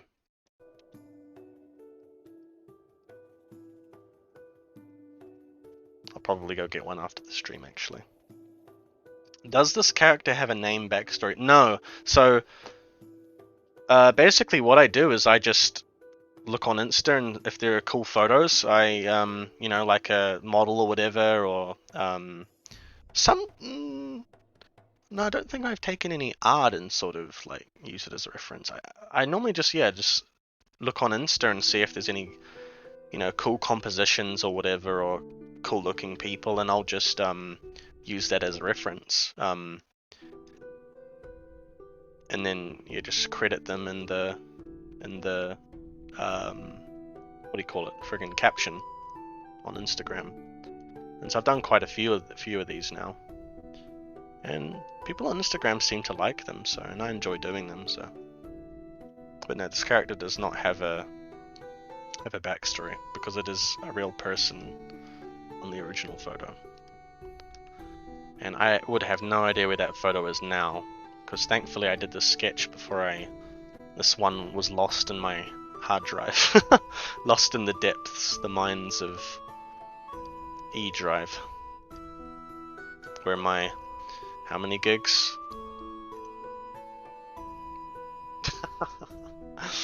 930 gigs of art and other things are waiting. And I only have 80 gigs left. But that wasn't my fault, that's because I installed Mass Effect Legendary Edition. The whole friggin' trilogy is like 100 gigs. And it doesn't let you install them one by one and then like uninstall them. Don't know why. So even though I played through the first two recently, I'm up to the third one, almost finished with that, I can't go and uninstall the first two, which is really annoying. It's just unnecessary space, you know? That still sounds like your fault, not gonna lie. Well, yeah, everything's my fault.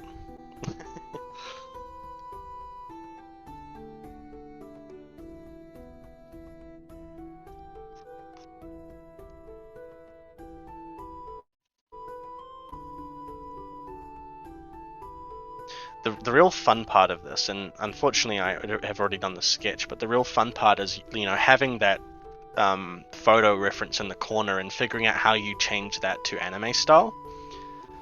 And that was one of the things I really struggled with at first doing these kind of drawings, like how do you change a normal person's face into these kinds of proportions? Oof, you sound very much like a married man.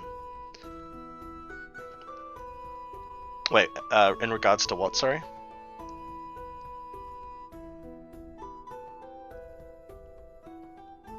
My Chad-like demeanor? Was that it?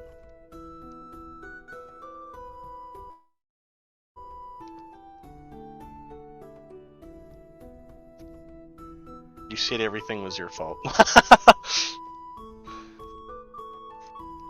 Yes.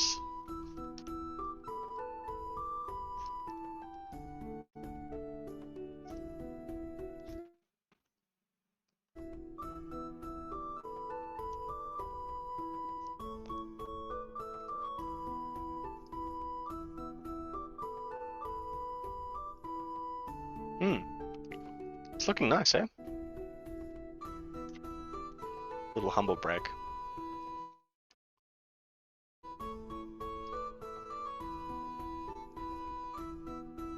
So like if I did some gaming, and I had as I said before, I would want to have a camera. I really want to, because I'm really excited for Silksong, which is the sequel to Hollow Knight. And so I'd really want to replay Hollow Knight, because I never actually finished that game. So I got up to the final boss. I started the DLC, because you can start that at any time. Well, not at any time, but pretty far into the game. But yeah, I didn't finish it. I gave up. It was very hard. And that's coming from someone who's played all the Souls games and finished all those. There's only one boss in all of the Souls games that I've never beaten before. And yet I gave up on Hollow Knight because it's just not my style of game. And so it was pretty hard. Pretty hard to play a side-scroller like that. So I'm not sure on these eyes. They look a bit funny. Let's just get rid of the bottoms of them for now.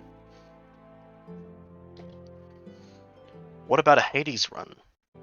Yeah, so yeah, that's another one. Love Hades, but I got sick of that. I mean, I get sick of things pretty quickly, eh? But I think I did like 50 runs, maybe 50 plus runs, and I got to the like end of a run at the final boss, and dude, it was like friggin' Hollow Knight. I couldn't beat the final guy, and I just couldn't be bothered going through that all again just to get to the same spot. I know that is part of the charm of the game. I understand that, but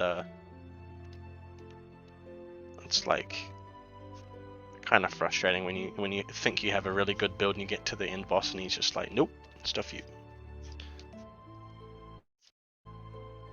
And I also am not very good at doing my builds for starters, so I should probably have gotten a bit more into seeing what was good, what was meta, things like that. But yeah. And I would love to do like a challenge run of Elden Ring. Jump King? No, I hate Jump King. I ain't touching that game with a 10-foot pole. But yeah, Elden Ring. Really love that game. Big From Software fan. And I played the crap out of it. I platinumed it. One of the few games I have actually platinumed. And I put about 200 hours into it, but then I stopped, and so I haven't played it in a long time. And well, when did it come out? It came out in like end of Feb, I think it was. I stopped playing it in like end of April, something like that. So I would love to set like a challenge run, only use a certain weapon. That's why I don't play those hard games. Too much give and not enough given back. Well, yeah. So you actually make a really good point, because my brother was the first one to show me Dark Souls when it came out in 2011. It would have been. And he comes home with this game and he's like, "Oh, I bought this new game called Dark Souls. Apparently it's like the hardest game ever." And I'm like, "Oh yeah, whatever. Okay, sure." And he puts it on for me after he's played it for a while. And dude, I just couldn't friggin' stomach the thing. It was just making me angry. And I didn't really want to play a game that made me angry. And that's the feeling I got from it, you know, the too much give and not enough given back. And it's one of those games, a lot of the games like that, you know. There are a lot of, you know, it's almost like a genre now, right? Souls games, Souls style games. And there is definitely that too much give and not enough give back. And so when I first played it, man, I played it for a couple of hours and I freaking hated it. I loathed it. And I said to my brother, "I'm not playing this game. This game is utter trash." And then like 6 years later, I got Dark Souls 2 before the third game came out, and that was how I got into the game.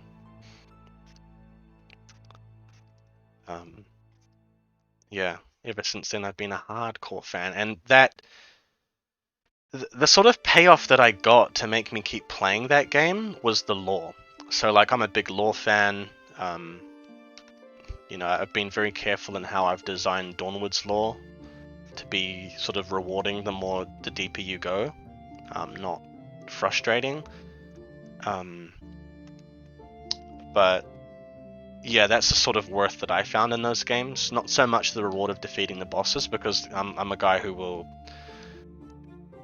sometimes play the OP strat, and you know, people don't take that seriously and be like, "Oh, you just used you used the fire spell to win, didn't you?" And it's like, yeah, so what? But yeah, you know, you use the tools at your disposal to defeat the bosses. Sometimes you don't get as much satisfaction out of that, but I really get the satisfaction out of unraveling the lore and the story behind everything. It's pretty fun.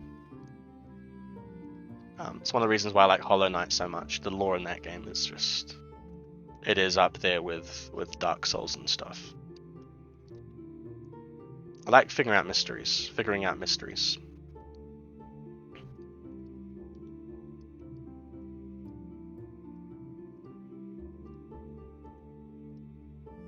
Probably stems from...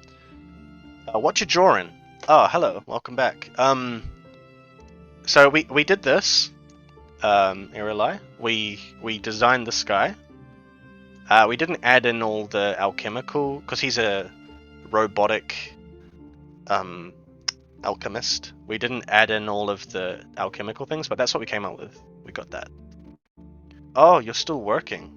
You have 4 minutes. Yeah, so we did finished the sketch for that, and we laid down some colors for him. And then we changed over to this anime one. You can see here. We've done some line art on it.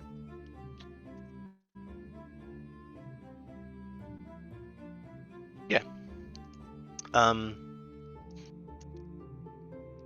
How's work going? Hope it's going well.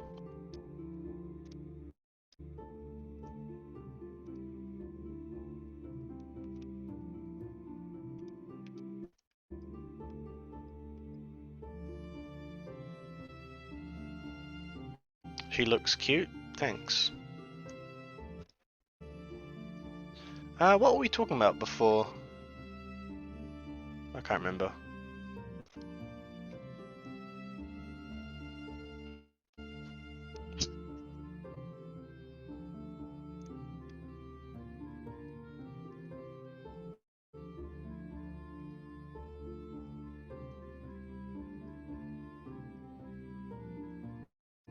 Something about games, right?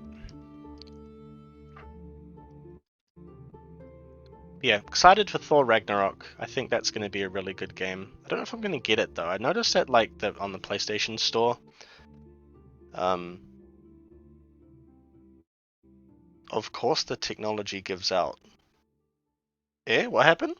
The stream? The music? What's going on?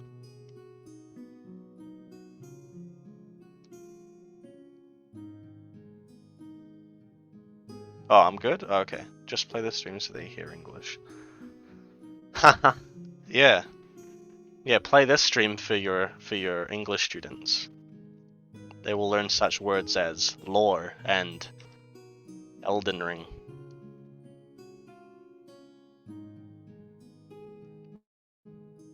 Oh, sorry. Okay, I missed that message. Yeah.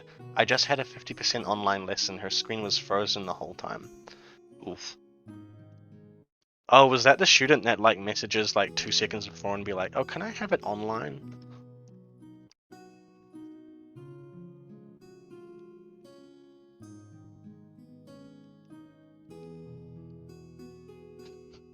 Eigo jouzu.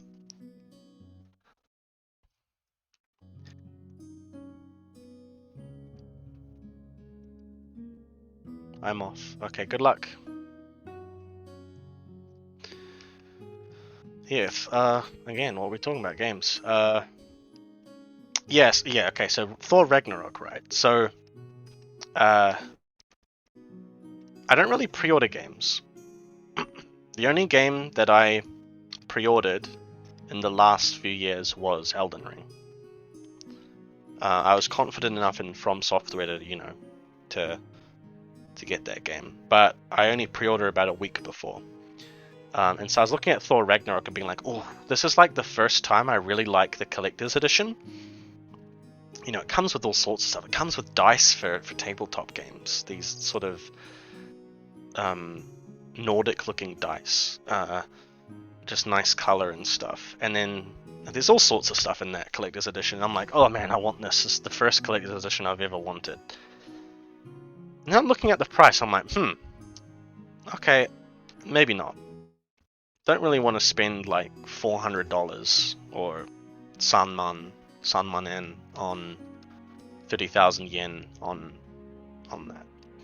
And so then I go to the store, the PlayStation store, and look at how much the game is, and it's $140 freaking dollars. And that's New Zealand dollars, sorry. So like ichiman, like 10,000 yen in Japan. And I'm like, what? I don't know about that. And so because I felt really bad when Resident Evil Village came out, right? Super hyped up. I was like, oh man, bought that game the night before, so I guess it technically was a pre-order, but not way in advance, you know. The night before, just so I could preload it, right? Dude, that game was $120 freaking dollars, and I think I put in like 12 hours into that game, 15 hours at most. It was freaking short. I got Elden Ring for cheaper brand new. That's 200 hours as opposed to 12. And I get that it's like, you know, Elden Ring's an open world RPG and Resident Evil was like an action first person thing. But dude, how are they the same price? So that was one thing I was like, looking at Thor Ragnarok's price, I was like, yeah. Sorry, God of War Ragnarok, not Thor Ragnarok. God of War Ragnarok. I was like, nah, man, I don't think I can justify that. And when God of War 4 came out in 2018, I didn't play it. I didn't buy it. I watched it as a game movie on YouTube because it was such a cinematic looking thing. And I did that also with Horizon Zero Dawn, which my wife really enjoyed watching. So we just watched them as game movies, and it was really, really good. And then just recently was the first time I actually played God of War, the Nordic reboot. Her arm looks a bit weird, a bit too thin. Any replayability for Resident Evil? For that price, I'd hope so. Well, that was the problem, right? So, oh, I can't remember, but you know, Resident Evil games in the past, they've sort of had that arcade style mode where you can fight waves of enemies, or you know, things like that. There's usually like an accompanying game mode and things like that. Resident Evil Village shipped with basically nothing. So there was this online multiplayer game that the game shipped with that can't remember what it was called, but it was like Resident Evil Online, and it's like a multiplayer game, and you can you fight each other. It's just like deathmatch kind of thing. But dude, I'm pretty sure that game like got cancelled or something. I don't even remember it being launched. And in terms of DLC, I mean, there are free updates coming that will probably make me replay the game.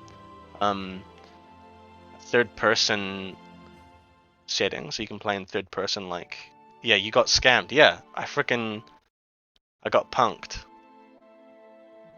Don't get me wrong, I liked the game. I know some people didn't, but I actually really liked the game.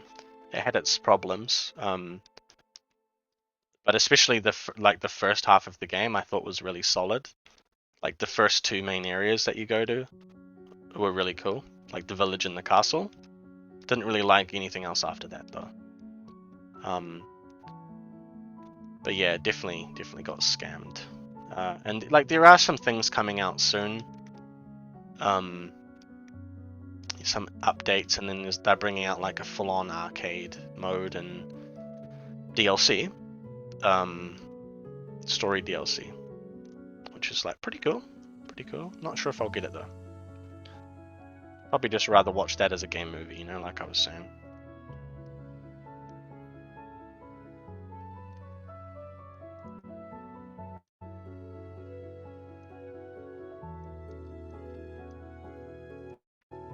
Alright, probably stream for like how much longer? Oh, we've only been on 2 hours? Okay. Well, we'll stream until 7. You know, another 40 minutes or so.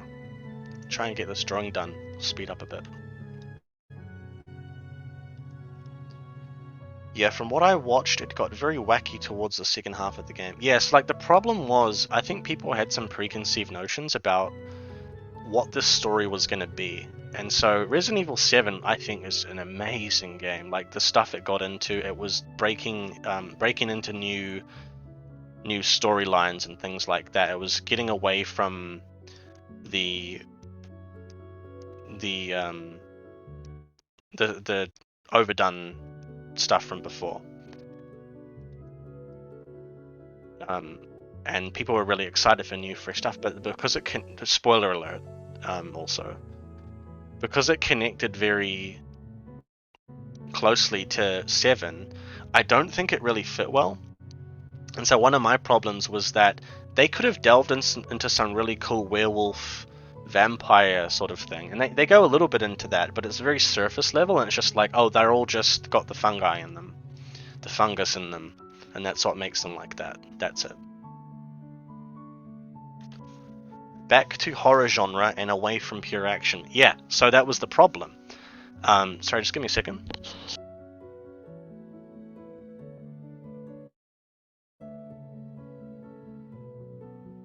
Oh, I just needed a mouthful of water. Oh, a lot of talking. So Resident Evil 7 was super scary. And a lot of people complained about that. They complained that it was too scary.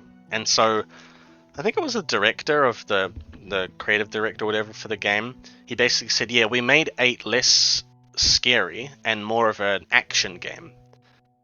And I can definitely, from playing the game, I can definitely tell. I played through it twice. I can definitely tell that there's a lot of tonal difference in terms of the gameplay. Like difference in the tone of gameplay. In the different areas. The areas feel mismatched at times. Like some areas are like super horror element, and then other areas it's just like mindless shooting.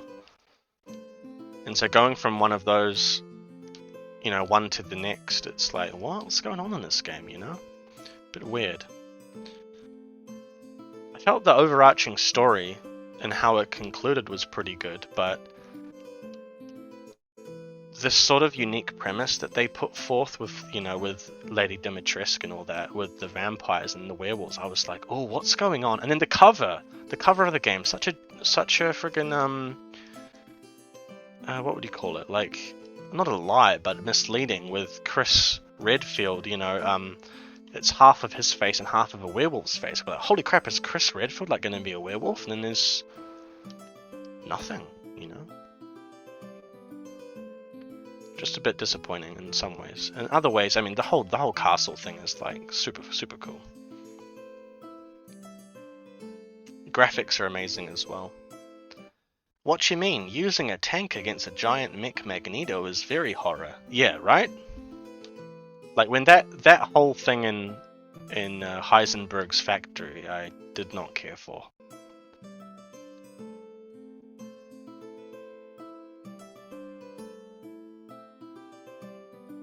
That's just my opinion.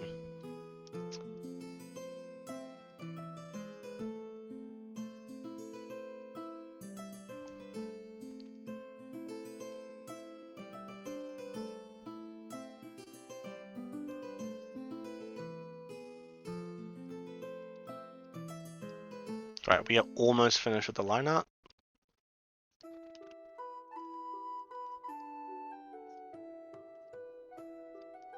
You know what? I'm kind of getting sick of this music.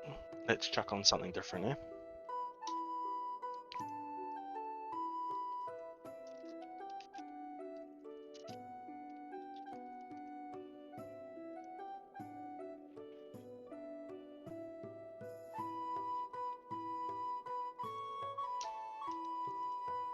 Just give me a moment.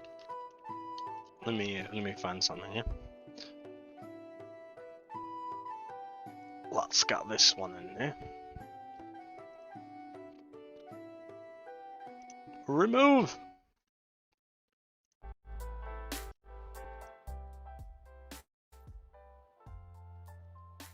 I'm just turning it down just slightly. Is that... Just let me know if that's okay. If it sounds good to you guys.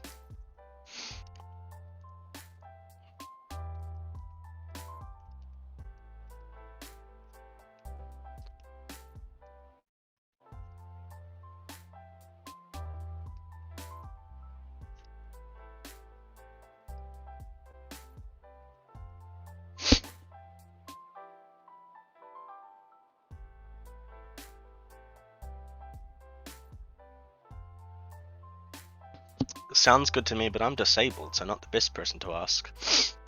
Don't worry, I'm disabled too.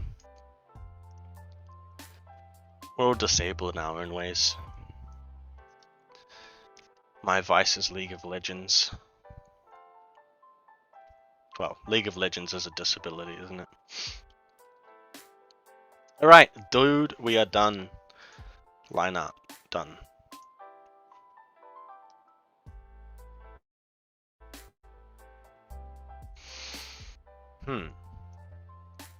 Let's lay out some flats, eh? Get some coloring done. So one thing I do in terms of the... looking fine, thank you. The drawing is not so bad as well. I always do a sketch, and then the line art, and then I go on to the flat colors. And so the flat colors are actually quite fun, because you grab the color, and then on that layer you go like this. I'll show you. There's this brush, not brush, tool, and you should be able to see like kind of the shape of it. So there's like the little mouse icon, but then there's like the little magnet. And so what this does is you click to start like a sort of sequence of lines that connect, and it like magnetizes to the lines that you've drawn. And so rather than having to very carefully go around the area that you want to select, you know, like if we just do this little one here, I'll show you. So just fill that in. There are other kinds of tools. So like there's this one, which is just the lasso, and that's, you know, you draw that completely manually. And then this one is just like lines, you know, that you click and make shapes with. Hey, that's cheating.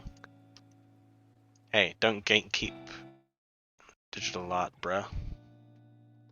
You sound like an Elden Ring player. You can't use miracles? What do you mean?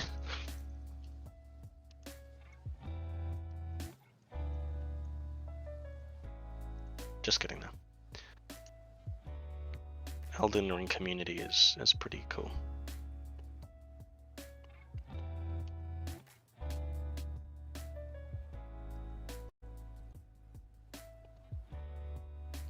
So yeah, this tool works pretty well. Sometimes it's a little bit finicky to use, but I mean, it gets the job done, you know. Photoshop min-maxes are ruining the program for all of us. Oh.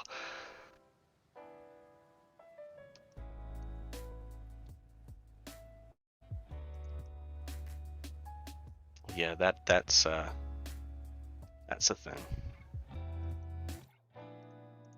Like that probably legit is someone has said something along those lines. You know what I mean? Well, I know there's one thing that I know people get angry about. It's a smoothing thing, and so that this you can see like the pink line trailing after it. It smooths your lines out. So this is with it on. That was me using a mouse, by the way, and this is me using a mouse without it. So you see how it smooths the lines out? People will get angry about you doing that because it's like too much assisting in your drawing. And it's like, dude, just let people draw. Let people be happy. It's, you know, kind of one of those problems, you know, going off on another tangent. It's one of those problems that has come about from social media where, you know, people share their art online, not necessarily asking for public opinion, by the way. And people feel the need to always give it, but to also tell you how to enjoy your own hobbies, which I'm yet to experience with art.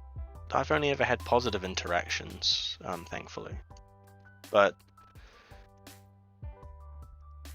you know, it's out there for sure. Happens to a lot of successful artists, I think, as well. Like, if they suddenly change their style or whatever, people will be, you know, upset, which is understandable.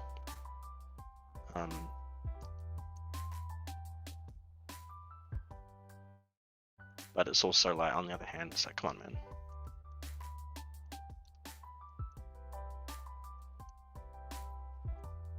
Welcome to Grinding My Gears Hour with your host, Lufi. Yeah, that really grinds my gears.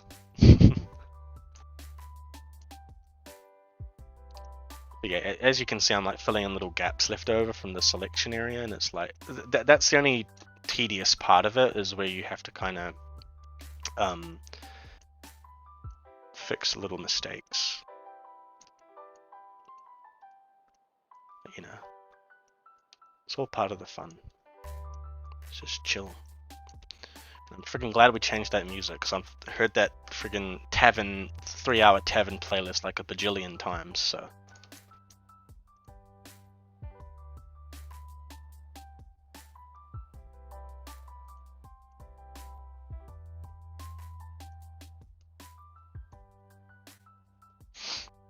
From start to finish, how long does it take roughly for these anime drawings?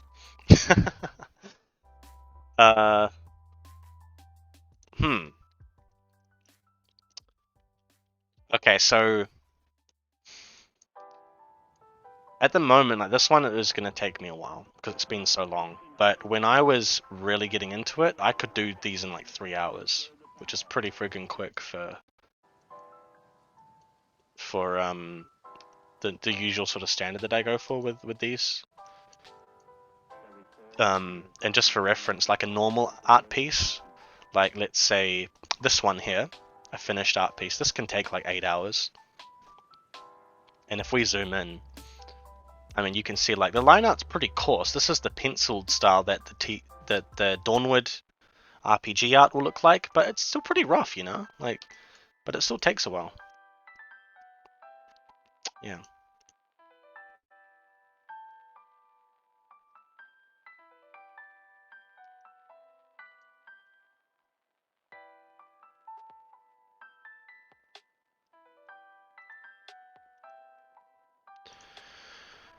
Hmm.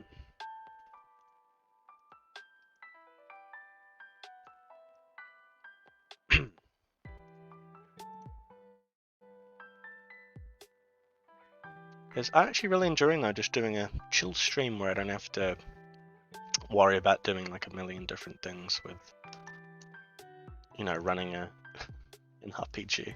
Dude, I don't know how like other creators do it with running so much at once. The other RPG creators, man, it's like freaking crazy out there what they do.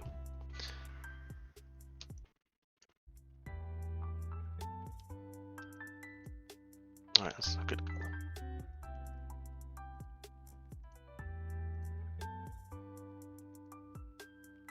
They get money more likely. Yeah, yep, it's true.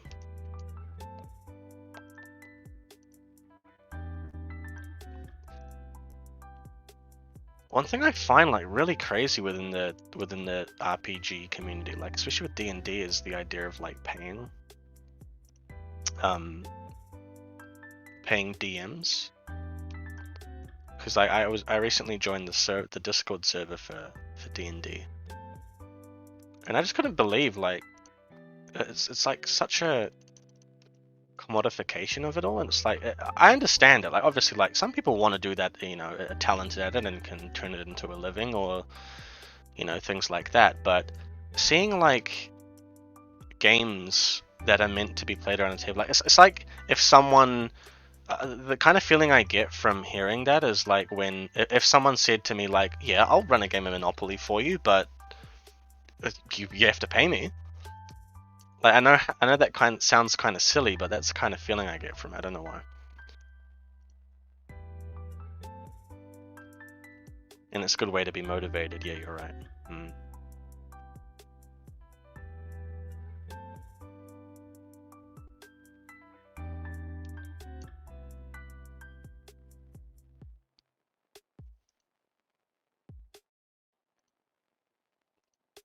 Yeah, at least for me, the motivation is the fun of it all.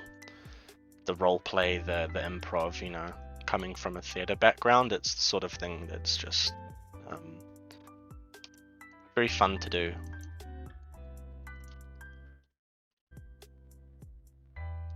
But you definitely have to be playing with the right group, and I'm very lucky to have a good group, small group, but good.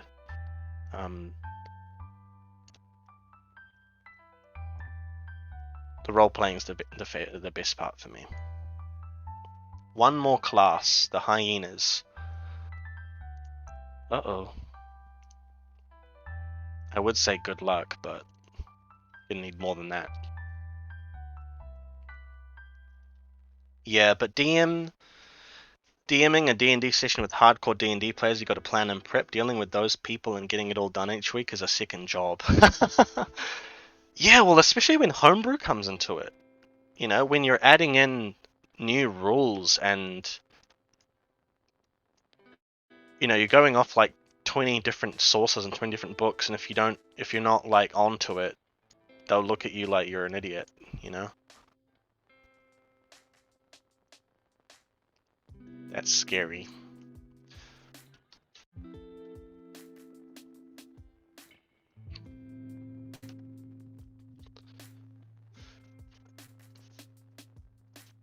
Everything is homebrew, yeah. Hey, wait a minute!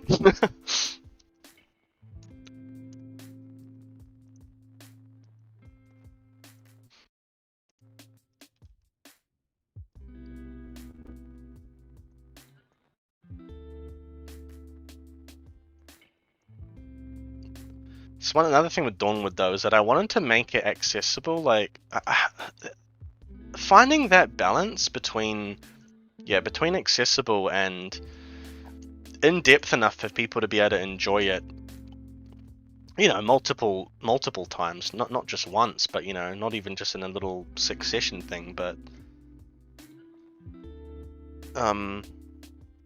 you know, campaigns where you can play over and over again. That it's quite interesting to do that for yourself, to then kind of get a bit of an idea of how, you know, other game developers do it.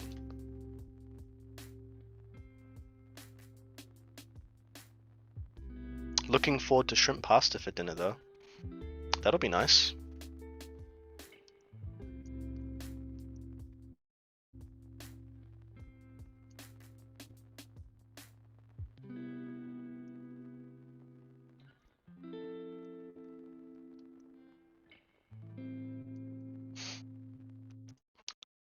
Did I? No, I didn't. Okay.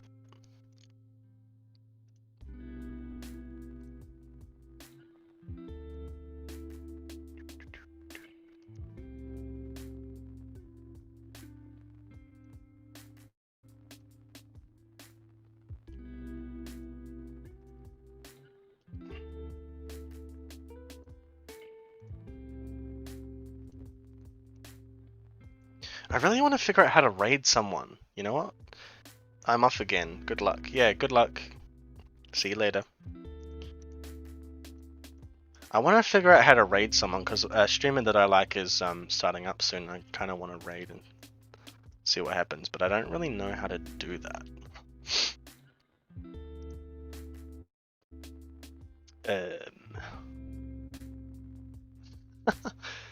Yeah. Laugh it up, fuzzball.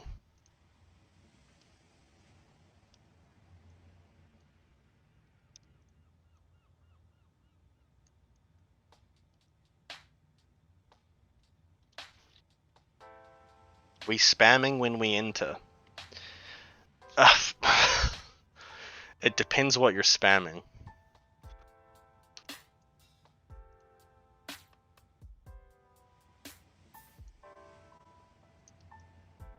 I did tell them that I was streaming, but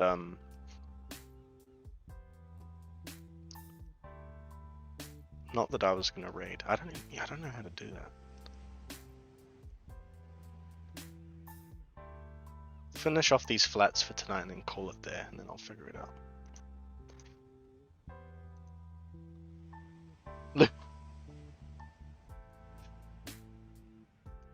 Well, those watching on YouTube can't see that, but there's a cringe. He made a cringe raid copy pasta.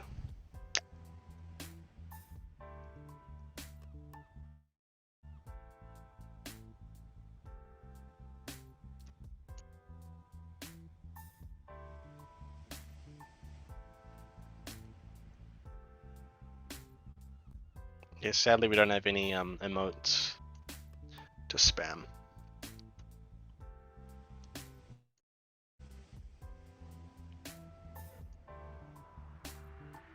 It'll be like Lufaya and 2 viewers are raiding, but the guy that I would want to raid, he's a small streamer anyway, so it's not as cringe as raiding like a 20k one.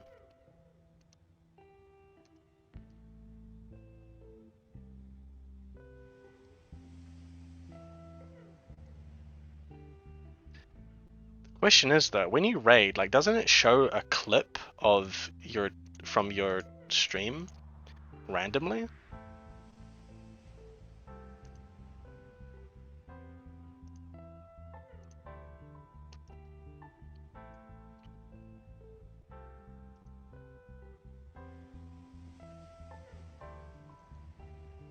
Oh, I messed that selection up. Uh-oh.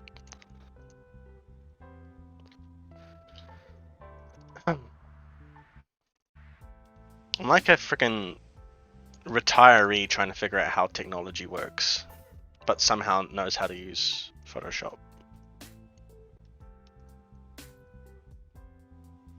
easy to undo when using that tool. No, you can't undo. So when your selection is done, it's fixed. And so when you mess it up, it is friggin' annoying after you've gone around the entire drawing trying to do your perfect selection. It's kind of what happened to me just then. It messed up a little bit and gotta fix it now. I think it's okay. Actually, this hair color is not bad.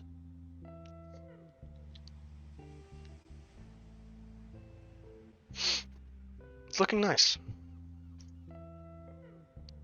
And I'm definitely a sucker for these abstracted backgrounds. So I think the photo background I had like a proper one, but I just grabbed random colors and threw it down. And I love putting these backgrounds, like the background could be normal size and take up the full thing, right? But I really like the mummy vibes. Oh jeez. Yeah. I really like having the character take up the full foreground and then the background put into the back with the white. And on Instagram, it looks really nice.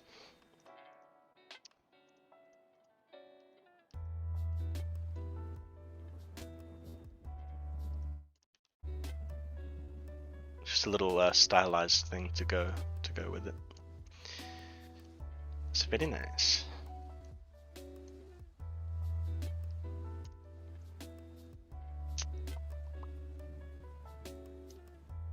And compared to my other drawings, the anime style ones I do, the shading is like super fast. I don't think we'll be able to get it done though in time. Good try.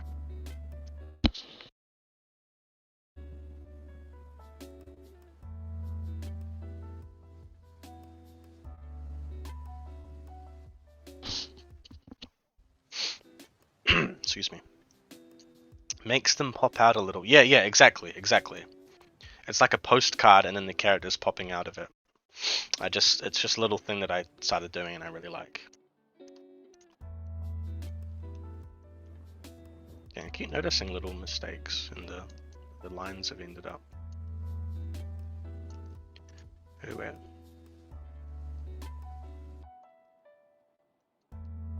Oh, her lips.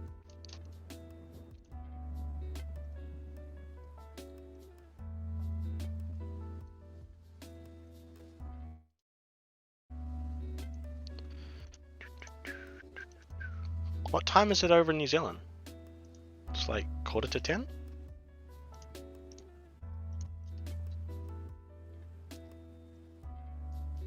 I think it's 3 hours difference, say not 4.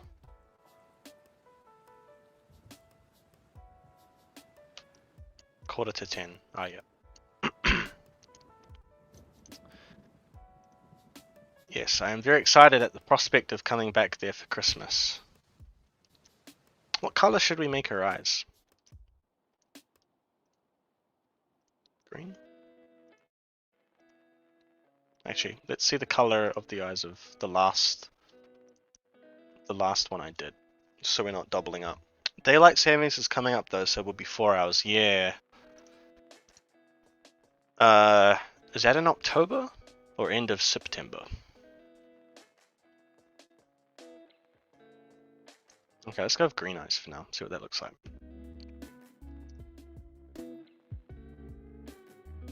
Something to complement the red dress. Yeah, green. We'll see.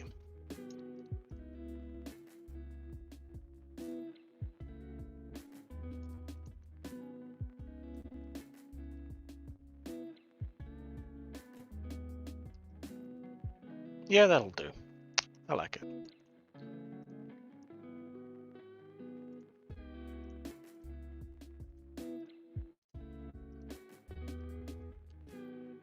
Yeah, less than a month's time. Okay. Yeah. When all your friends are in New Zealand and you're in Japan, chat, it's really annoying. I guess I shouldn't complain. It's not as bad as like New Zealand to England or America. But dude, I couldn't believe that like Sydney, Australia right now, it's only an hour difference? Like that blew my mind. I mean, I don't really know about like time zones and stuff, but that blew my mind.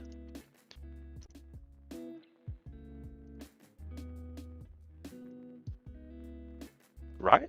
Yeah.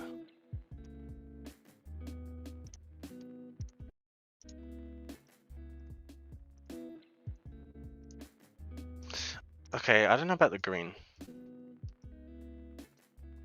I'm not feeling it.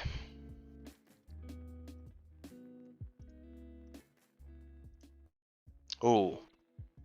Ooh, that's kind of cool. That's kind of stands out here.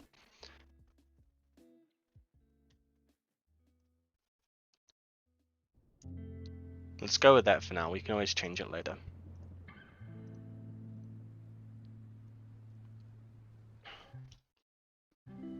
Sweet.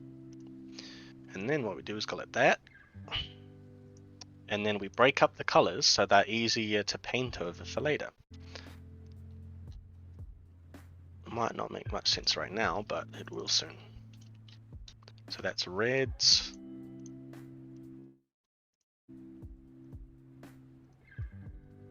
Skin.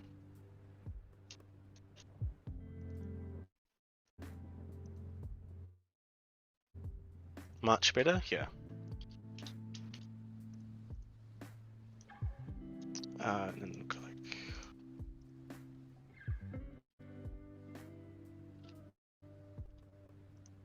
just call that one face. And then golds, whites. Okay.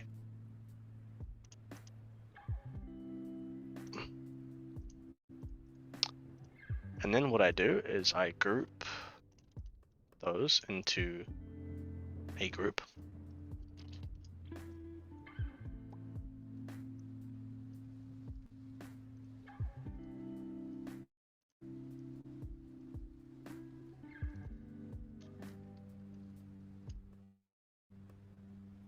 No line art is how I what? No line art is how I like my woman. No line art. Ah, yes.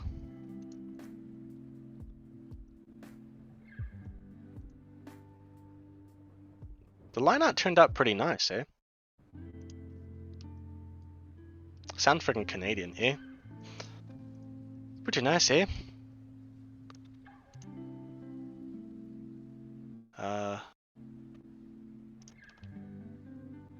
Alright, now here's the fun part.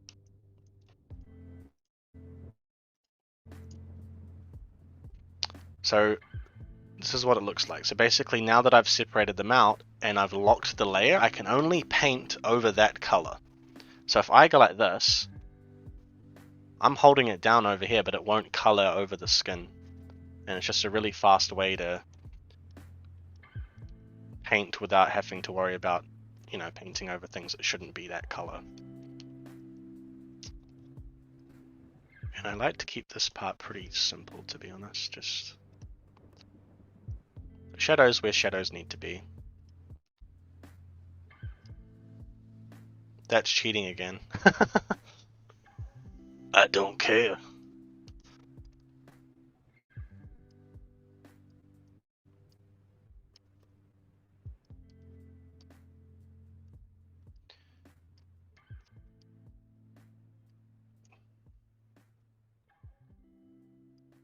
The thing with me is that, like, I don't like this part is more just so like feeling where the shadows would be.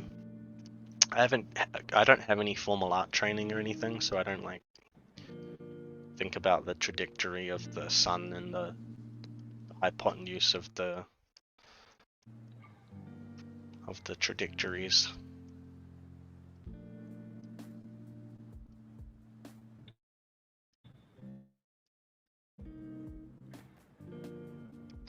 So I know that my buddy who streams,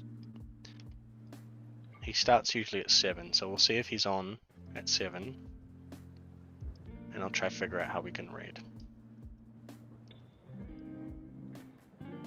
Hang on, I'm taking notes. I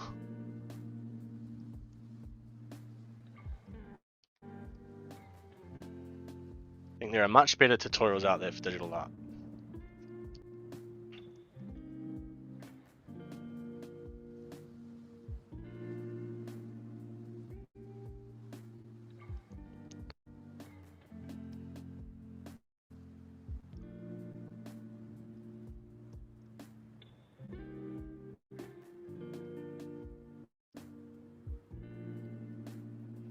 Don't like that. Oops.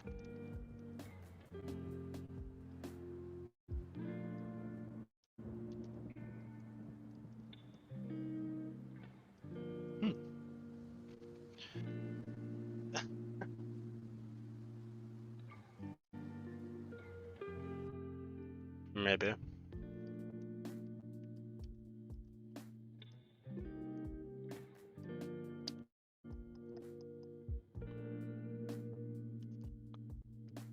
Oh, getting pretty hungry.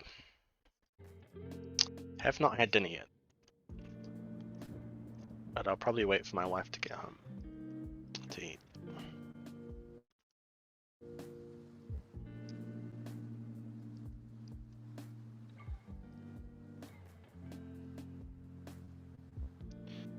Need some tofu. Yeah. I had tofu a lot like a few months ago, and then I suddenly just stopped liking it. Probably just too much, you know, but what have I been liking recently? Oh dude, these bentos that they have, these lunch boxes at the convenience store. Dude, it has like chicken cuts in it, and it has this really nice, like, the kind of sauce that you normally would put with tonkatsu, pork cuts. It's just so freaking good. I've wasted a lot of money on that, on having those recently.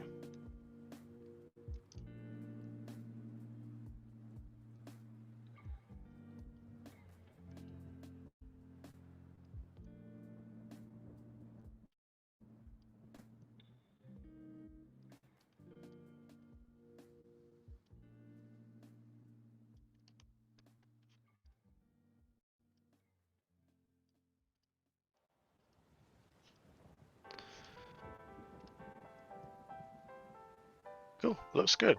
I like it.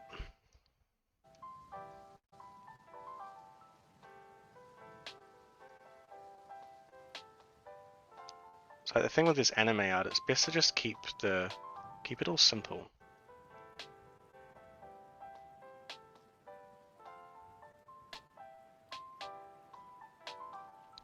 What percentage of your salary would you say goes exclusively towards conveni food? Ask my wife that question.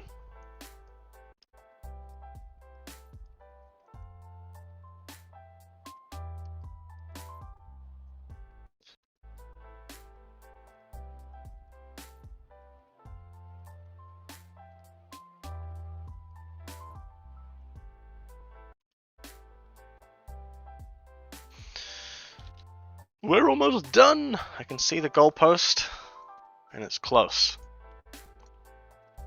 But, don't know if we'll be able to finish it in time.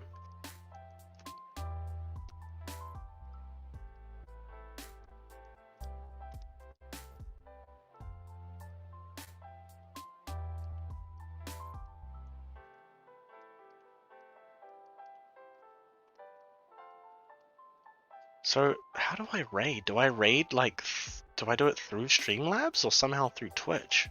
It's gotta be a button.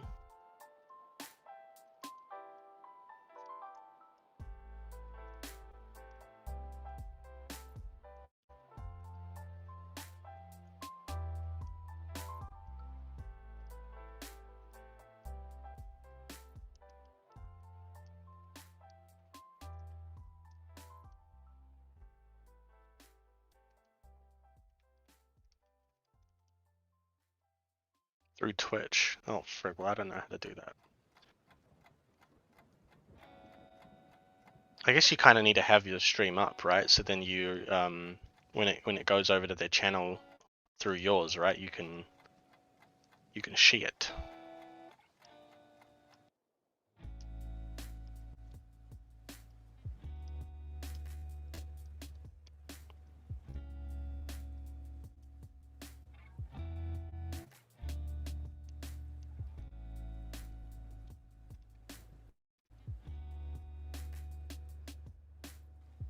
To start a raid, type followed by the name. Oh, really? Oh, okay. That's way easier. Okay, we can do that.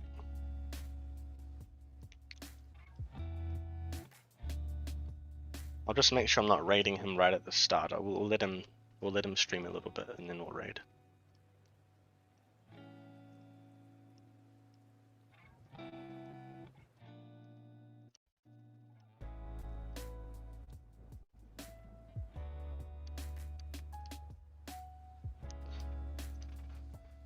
To be honest, I'm pretty lazy, so I'll probably just upload this whole VOD to YouTube. I can't be bothered turning it into a time lapse. And I think it's better, like, if people are really interested in the long form videos, they'll skip through to the parts that they like or whatever. Watch as much as they like. In terms of how the channel was doing, I was very surprised to see like the first, and you'll know this, chat. Like Cyberpunk was last year. We did the campaign, and now the first two parts, I think it was. The first part has over 1.5k views. It's pretty crazy.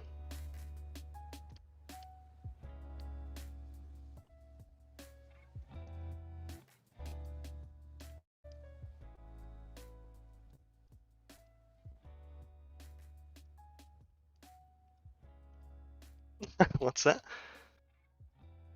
Oh, okay. A box will appear that says raid now. Okay, gotcha. Yeah, that is crazy, right? Yeah, I mean, frick. And then there's other videos I've made which are like compilations of what do you call it? Friggin' music for GMs for running Cyberpunk. Back when I was preparing everything, I just chucked it on my channel. Can't monetize it, of course, but thought it would be useful. And that one has like 40k, and seeing people get use out of that 40k views is like pretty cool.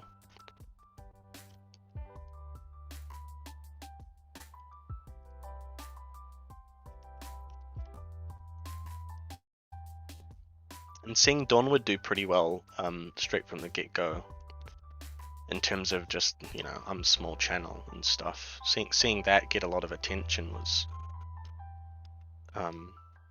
really nice.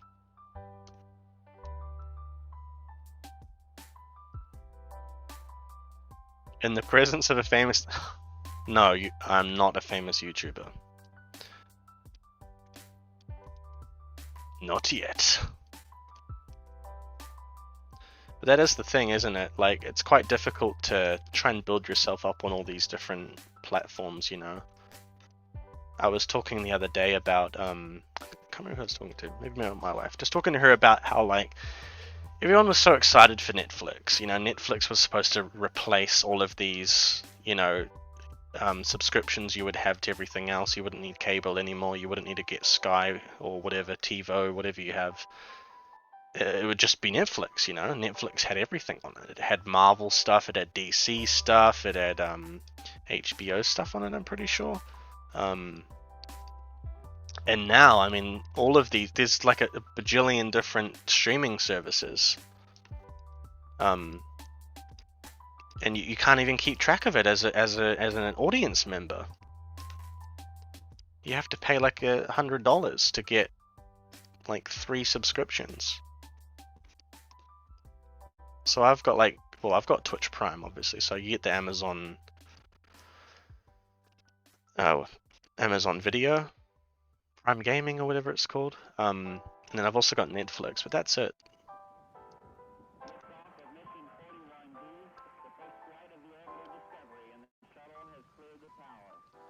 And then it's kind of like that as a creator as well, in the sense of you having to try and reach all of these different places. Some people just don't, you know. Some people just focus only on Twitch, and then they get, or YouTube, and then they get bigger that way, and then they break into the other things. And it's like kind of a fascinating thing to watch happen to the creators, you know, that you see start off small. You know, I've seen some creators that I joined them when they were you know, very small channels, really small, and now they're doing so well, and it's like, man, they you know, they made it. It's pretty cool.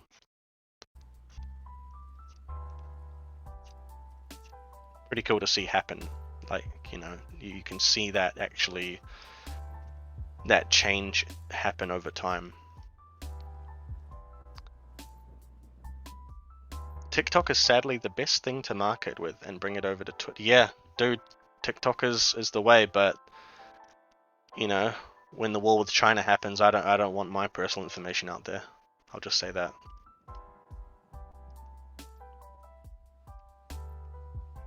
I'm kidding, of course.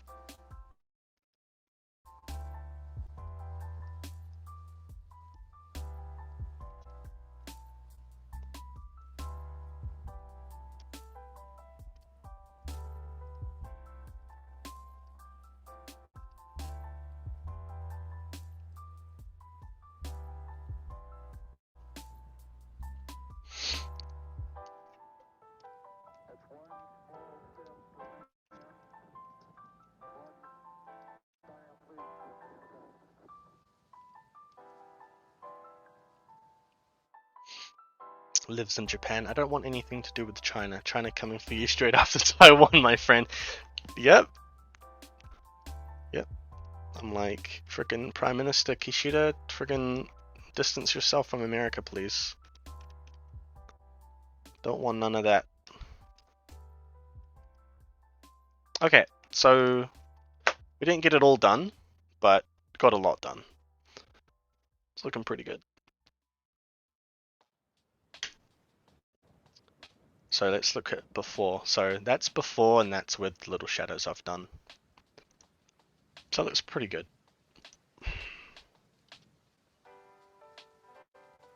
I had a lot of fun as well. Just chatting, just chilling. Bing chilling. But let me just, give me a second. Let me just, crazy how little detail it goes. Yeah, I know, right? It's like to do the composition and stuff. It really just, like, the eyes fill in a lot of the gaps and all of it, you know? It fills in the details for you. Alright, my friend is live, so let me just see what he's up to. Okay, he's on. So let's figure out how to do this. So what do I do again? / raid. Oh, I have to open the app to do it. No, frick. Oh, maybe we can do it through the normal thing. Hang on, let me just go. Yeah. That'll be the way to do it.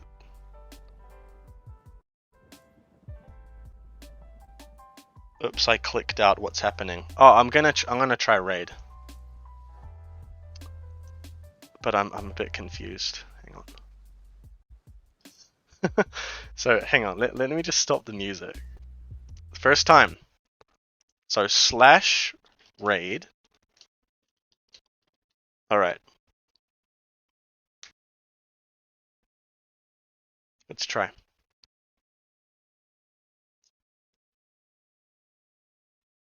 Here we go.